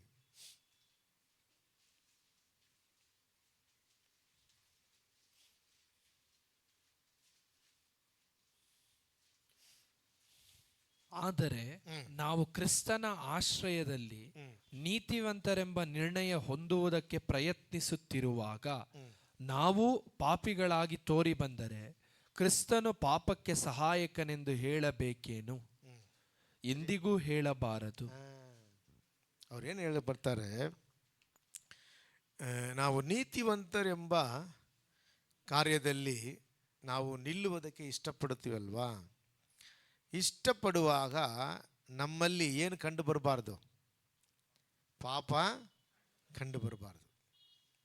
ಕಂಡು ಬಂದರೆ ದೇವರು ನಮಗಾಗಿ ಜೀವ ಕೊಟ್ಟಿದ್ದು, ನಮ್ಮನ್ನು ರಕ್ಷಿಸಿದ್ದು ವ್ಯರ್ಥವಾಗುತ್ತದೆ. ಓಕೆ, ನಾವು ರಕ್ಷಣೆ ಹೊಂದಿ ಬಂದಿದ ಮೇಲೆ ನಾವು ಯಾರಿಗಾಗಿ ಜೀವಿಸಬೇಕೆಂದರೆ 19ನೇ ವಚನ. ನಾನಂತೂ ದೇವರಿಗಾಗಿ ಜೀವಿಸುವುದಕ್ಕೋಸ್ಕರ ಧರ್ಮ ಪ್ರಮಾಣದ ಮೂಲಕವಾಗಿ ಧರ್ಮ ಪ್ರಮಾಣದ ಪಾಲಿಗೆ ಸತ್ತೆನು. Hallelujah, hallelujah. ಅಂದರೆ ಗಲಾತ್ಯರಿಗೆ ಇದು ಯಾಕೆ ಅವ್ರು ಹೇಳ್ತಾರೆ ಗೊತ್ತಾ? ಗಲಾತ್ಯ ರಚನೆ ಒಂದು ಬಂದಿದ್ದಾರೆ, ಆದರೆ ಅವ್ರು ಏನು ನೋಡ್ತಾರೆ? ದಿನ ನೋಡ್ತಾರೆ. ನೋಡ್ರಿ, ನಿಮಗೆ ಗೊತ್ತಾಗಬೇಕಾದ್ರೆ 4:10 ಓದ್ರಿ, 9:10 ಓದಿ, ಗೊತ್ತಾಗುತ್ತೆ. ಈಗಲಾದರೂ ನೀವು ದೇವರನ್ನು ತಿಳುಕೊಂಡಿದ್ದೀರಿ, ಸರಿಯಾಗಿ ಹೇಳಬೇಕಾದರೆ ದೇವರು ನಿಮ್ಮನ್ನು ತಿಳುಕೊಂಡಿದ್ದಾನೆ. ಹೀಗಿರಲಾಗಿ ನೀವು ಕೆಲಸಕ್ಕೆ ಬಾರದ, ನೋಡಿ, ಕೆಲಸಕ್ಕೆ ಬಾರದ ಅಪ್ನ ಯೂಸ್ಲೆಸ್ ಆಗಿ ಇರುವ ದರಿದ್ರ ಬಾಲ ಬೋಧೆಗೆ ಮತ್ತು ಅಧೀನರಾಗಬೇಕೆಂದು ಅಪೇಕ್ಷಿಸಿ ಪುನಃ ಅದಕ್ಕೆ ತಿರುಗಿಕೊಳ್ಳುವುದು ಹೇಗೆ? ಅಂದ್ರೆ ಏನರ್ಥ? ಅದು ದರಿದ್ರನ್ ಬಂದಿದೆಯಾ ಅಂದರೆ ತಿರುಗಿ ನೀವು ಓಕೆ, ಅದು 10 ಓದಿ ಗೊತ್ತಾಗುತ್ತೆ. ನೀವು ಆಯಾ ದಿನಗಳು ಅಂದರೆ ಆಯಾ ದಿನಗಳಂದ್ರೆ ಏನರ್ಥ? ಆಯಾ ದಿನಗಳಂದ್ರೆ ಆವತ್ತು ದಿನಗಳ ಟ್ರಾನ್ಸ್ಲೇಷನ್ ತಮಿಳ್ ಭಾಷಾದಲ್ಲಿ ಹೆಂಗಿದೆ? ದಿನ ನೋಡುವುದು. ಕೆಲವು ದಿನ ನೋಡ್ತಾರಲ್ಲ, ಒಳ್ಳೆಯದು ದಿನ ಇದೆ, ಕೆಟ್ಟ ದಿನ ಇದೆ. ನಾನು ಹೇಳಲ್ಲ ಇದೆ ಎಂದು ಅವ್ರು ಅನಿಸ್ಕೊಳ್ತಾರೆ. ದಿನ ನೋಡಬಾರ್ದು. ಏನು ನೋಡಬಾರ್ದು? ದಿನ ನೋಡಬಾರ್ದು. ಆಮೇಲೆ ತಿಂಗಳು ನೋಡ್ತಾರೆ, ಆಮೇಲೆ ಕಾಲಗಳು ನೋಡ್ತಾರೆ, ವರ್ಷಗಳು ನೋಡ್ತಾರೆ. ಗೊತ್ತಾ? ಕರೆಕ್ಟಾ? ಇದು ಏನೇನು ಹೇಳ್ತಾರೆ? ಇದು ಏನು ವೇಸ್ಟ್, ಇದರಿಂದ ನಮಗೆ ಪ್ರಯೋಜನ ಇಲ್ಲ. ನೀನು ರಕ್ಷಣೆ ಹೊಂದಿದ ಮೇಲೆ, ದೇವರ ಮಕ್ಕಳಾದ ಮೇಲೆ, ನೀತಿವಂತರಾದ ಮೇಲೆ ತಿರುಗಿ ಎಲ್ಲಿ ಹೋಗ್ತಾ ಇದ್ದೀ? ಈ ಕಾರ್ಯಗಳು ಹೋಗುವಾಗ ನಾವು ರಕ್ಷಣೆ ಹೊಂದಿದ್ದಕ್ಕೆ ಪ್ರಯೋಜನನೇ ಇಲ್ಲ. ದೇವರ ಮೇಲೆ ನೀನು ನಂಬಿಕೆ ಇಟ್ಟಿದ್ರೆ ಪುನಸ್ಕಾರಗಳನ್ನು ಏನು ಮಾಡಬಾರ್ದು? ನಾನು ಹೇಳ್ತೀನಿ, ಅದು ಕರ್ಸ್, ಅದು ಶಾಪ. ಓಕೆ, ಪುನಸ್ಕಾರ ಮಾಡಬಾರ್ದು. ದಿನ ನೋಡಬಾರ್ದು, ತಿಂಗಳು ನೋಡಬಾರ್ದು, ಅದೆಲ್ಲ ನಾವು ನೋಡಬಾರ್ದು. ಅದು ನೋಡಿದರೆ ನಾವು ದೇವರನ್ನು ನಂಬುವುದಕ್ಕೆ ಏನು ಪ್ರಯೋಜನವೇ ಇಲ್ಲ. It is useless. ಸರಿಯಾ? ಆದರೆ ಆ ಕಾಲದಲ್ಲಿ ಗಲಾತ್ಯರ ಸಭೆ ಒಳಗೆ ಬಂದಿದೆ. ಈ ಕಾಲದಲ್ಲಿ ನನಗೆ ಗೊತ್ತಿರೋ ಪ್ರಕಾರ ತುಂಬ ಸಭೆಯಲ್ಲಿ ಬಂದಿದೆ. ಓಕೆ, ತುಂಬ ಟ್ರೆಡಿಷನಲ್ ಚರ್ಚಲ್ಲಿ ಇರ್ತಾರೆ ನೋಡ್ರಿ, ಅವ್ರಿಗೂ ಹಿಂದೂ ಜನರಿಗೂ ವ್ಯತ್ಯಾಸನೇ ಇಲ್ಲ. ಓಕೆ, ಅವ್ರು ಏನು ಅನಿಸ್ಕೊಳ್ತಾರೆ, ನಾವು ಸಂಪ್ರದಾಯಗಳನ್ನು ತಳ್ಳಬಾರ್ದು ಹೇಳ್ತಾರೆ. ಆಲ್ರೆಡಿ ನಾವು ಯಾವುದಲ್ಲಿ ಇದ್ದಿದ್ದೀವಿ, ಸಂಪ್ರದಾಯದಲ್ಲಿ ಇದ್ದಿದ್ದೀವಿ. ಅದರಿಂದ ಎಷ್ಟು ಜನಕ್ಕೆ ಒಳ್ಳೆಯದಾಗಿದೆ, ಎಷ್ಟು ಜನಕ್ಕೆ ರಕ್ಷಣೆ ಸಿಕ್ಕಿದೆ. ಯಾರಿಗೂ ಏನು ಪ್ರಯೋಜನ ಬಂದಿಲ್ಲ. ಈಗಲೂ ಓಡಾಡ್ತಾರೆ, ಹೇಗಾದ್ರೂ ನಮಗೆ ಒಳ್ಳೆಯದು ನಡೆಯಲಿ. ಆದರೆ ಯೇಸು ಕ್ರಿಸ್ತನ ಮೇಲೆ ನಂಬಿಕೆ ಇಟ್ಟದರಿಂದ ನಮಗೆ ಒಳ್ಳೆಯದು ಸಿಕ್ಕಿತ್ತು. Hallelujah, hallelujah, hallelujah. ಆದುದರಿಂದ ನಾವು ಅದನ್ನು ನೋಡಬಾರದು, ಅದನ್ನು ಮಾಡಬಾರದು. ಅರ್ಥ ಆಯ್ತಾ? ಮಾಡಬಾರದು, ನೋಡಬಾರದು. ಕಾರಣ ನಮ್ಮ ನಂಬಿಕೆ ದೇವರ ಮೇಲೆ ಇದೆ. ನಾವು ನೀತಿವಂತರಾದ ಮೇಲೆ ನಾವು ಏನು ಮಾಡಬಾರ್ದು, ಈ ತಪ್ಪಾದ ಕಾರ್ಯಗಳಿಗೆ ಒಳಪಡಬಾರ್ದು. ಆವಾಗ ದೇವರ ನಾಮವನ್ನು ದೂಷಿಸಲ್ಪಡುತ್ತದೆ. ಅಂಡರ್ಸ್ಟ್ಯಾಂಡ್? ಹಲ್ಲೆಲೂಯಾ. ನೀತಿವಂತನಾಗಿ ನಿಲ್ಲುವಾಗ ವಾಕ್ಯ ಹೇಳುವ ಪ್ರಕಾರ ಗಜೂರ ಮನದಂತೆ ನಾವು ಬೆಳೆದು ನಾವೇನಾಗ್ತೀವಿ, ವೃತ್ತಿಯಾಗುತ್ತೇವೆ. ಆಶೀರ್ವಾದ ದೇವರು ನಮಗೆ ಕೊಡುತ್ತಾರೆ. ನಾವು ನಮ್ಮ ಆತ್ಮ ಜೀವಿತದಲ್ಲಿ ಬೆಳೆಯುವಾಗ, ಪರಿಶುದ್ಧದಲ್ಲಿ ಬೆಳೆಯುವಾಗ ವಾಕ್ಯ ಹೇಳುತ್ತದೆ, ಉತ್ತಮമായി ನಡೆಯುವವನು ಆಶೀರ್ವಾದ ಹೊಂದದೇ ಹೋಗೋದಿಲ್ಲ. ಹಲ್ಲೆಲೂಯಾ. ನಮ್ಮ ಆಶೀರ್ವಾದಕ್ಕೆ ರಹಸ್ಯ ಏನು ಗೊತ್ತಾ? ನಮ್ಮ ಜೀವನದಲ್ಲಿರುವ ನೀತಿವಂತರೆಂಬ ನಿರ್ಣಯ. ಹಲ್ಲೆಲೂಯಾ. ದೇವರು ನಮ್ಮನ್ನು ಸಂಪೂರ್ಣವಾಗಿ ಆಶೀರ್ವದಿಸಕ್ಕೆ ಇಷ್ಟಪಡುತ್ತಾನೆ. ಆದರೆ ನಾವು ನೀತಿವಂತರಲ್ಲಿ ಬೆಳೆಯಬೇಕು, ಮಹಿಮೆಯಲ್ಲಿ ಬೆಳೆಯಬೇಕು. ದೇವರಿಗೆ ಇಷ್ಟವಾಗಿ ಜೀವಿಸುವಾಗ ಸಕಲ ಆಶೀರ್ವಾದಗಳಲ್ಲಿ ದೇವರು ನಮ್ಮನ್ನು ನಿಲ್ಲಿಸುತ್ತಾರೆ ಪ್ರಿಯರೇ. ಹಲ್ಲೆಲೂಯಾ. ದೇವರು ನಿಮ್ಮನ್ನು ಆಶೀರ್ವದಿಸುತ್ತಾನೆ ಎಂದು ಹೇಳುವುದಕ್ಕಿಂತ ನಾವು ಗುಣಪಡುವಾಗ ನನ್ನ ಹಿಂದೆ ಆಶೀರ್ವಾದ ಬರುತ್ತದೆ. ದೇವರ ವಾಕ್ಯ ಹೇಳುತ್ತದೆ. ಇದೆಲ್ಲ ನಮ್ಮ ಹಿಂದೆ ಬರುತ್ತದೆ. ಯಾಕೆ? ಒಂದು ವಾಕ್ಯ ಇದೆ, ಅನ್ಯ ಜನರ ಮನೆಯಲ್ಲಿರುವ ಹಣ ಹೇಳುತ್ತದೆ, ನಾನು ಇಲ್ಲಿ ಇರುವುದಕ್ಕೆ ನನಗೆ ಇಷ್ಟನೇ ಇಲ್ಲ, ನಾನು ಇಲ್ಲಿ ಇರುವುದಕ್ಕೆ ಇವನು ಯೋಗ್ಯನಿಲ್ಲ ಅಂತ ಹೇಳುತ್ತದೆ. ಯಾರು ಯೋಗ್ಯನಿಲ್ಲ? ದುಷ್ಟನು ಯೋಗ್ಯನಿಲ್ಲ. ಬೈಬಲಲ್ಲಿ ವಾಕ್ಯ ಇದೆ. ಆದರೆ ಇದು ಎಲ್ಲಿ ಹೋಗ್ಬೇಕು? ನೀತಿವಂತರ ಮನೆಗೆ ಹೋಗ್ಬೇಕು. ಹಲ್ಲೆಲೂಯಾ. ರಹಸ್ಯ. ಅದು ನಮ್ಮ ಹಿಂದೆ ಬರೋಕ್ಕೆ ರೆಡಿಯಾಗಿದೆ. ಆದರೆ ನಾವು ನೀತಿವಂತರಾಗಿ ಜೀವಿಸಿದರೆ ಸಾಕು.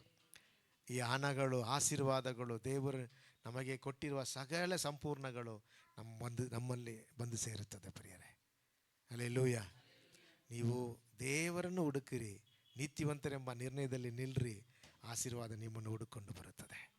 ರಹಸ್ಯ ಅದ. Hallelujah, hallelujah. ಆದ್ದರಿಂದ ನೀತಿವಂತರೆಂಬ ನಿರ್ಣಯದಲ್ಲಿ ನಿಲ್ಲುವುದು ನಮ್ಮ ಜೀವನದ ಆಶೀರ್ವಾದ. ನಮ್ಮನ್ನು ದೇವರು ಅಭಿವೃದ್ಧಿ ಪಡಿಸುವುದಕ್ಕೆ, ನಾವು ವೃತ್ತಿಯಾಗುವುದಕ್ಕೆ ದೇವರು ಇಷ್ಟಪಡುತ್ತಾನೆ. ಆದರೆ ನೀತಿವಂತರಲ್ಲಿ ನಾವು ನಿಲ್ಲಬೇಕು. ವಾಕ್ಯ ಹೇಳುತ್ತದೆ, ಯಾರು ಅಭಿವೃದ್ಧಿ ಹೊಂದುತ್ತಾನೆ? ನೀತಿವಂತನ. ಹಲ್ಲೆಲೂಯಾ. ಸರಿಯಾ? ದೇವ ಸಮುದಾಯ ಎಲ್ಲರೂ ಎದ್ದೇಳಿ ಒಪ್ಪಿಸಿಕೊಟ್ಟು, ದೇವರೇ, ನನ್ನ ಜೀವನದಲ್ಲಿ ಸಂಪೂರ್ಣ ಆಶೀರ್ವಾದದ ರಹಸ್ಯ, ನಾನು ನೀತಿವಂತರಾಗಿ ನಿಲ್ಲಬೇಕು. Thank you Jesus. Hallelujah, hallelujah. Thank you Jesus. ಎಲ್ಲರೂ ಒಪ್ಪಿಸಿಕೊಡೋಣ, ಪ್ರಾರ್ಥಿಸೋಣ ಪ್ರಿಯರೇ, ಪ್ರಾರ್ಥಿಸೋಣ. Thank you Jesus, thank you Jesus. Hallelujah. Thank you Lord. Hallelujah. Thank you Jesus, thank you Jesus. Hallelujah, hallelujah. ನೀತಿವಂತರಿಗೆ ಬರುವ ಕಷ್ಟಗಳು ಅನೇಕವಿದ್ದರೂ ನೀವೇ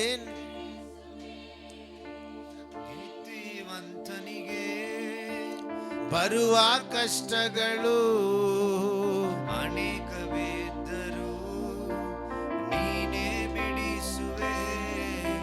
ನನ್ನಲ್ಲಿ ನಿನ್ನ ವಾಗ್ದಾನ ತಪ್ಪುವುದೇ ಇಲ್ಲ.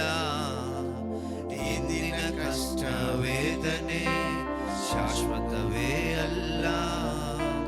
ನನ್ನಲ್ಲಿ ನಿನ್ನ ವಾಗ್ದಾನ ತಪ್ಪುವುದೇ ಇಲ್ಲ. ಇಂದಿನ ಕಷ್ಟ ವೇದನೆ ಶಾಶ್ವತವೇ ಅಲ್ಲ. ಆಶ್ರಯವೇ ನನ್ನಾಧಾರವೇ, ನಿನಗೆ ನನ್ನ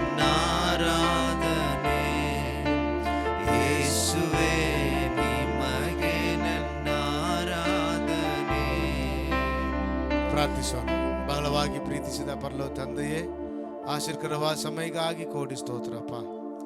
ಯಾರು ಅಭಿವೃದ್ಧಿ ಹೊಂದುವನು ಎಂದು ವಾಕ್ಯ ನೋಡುವಾಗ ನೀತಿವಂತನು.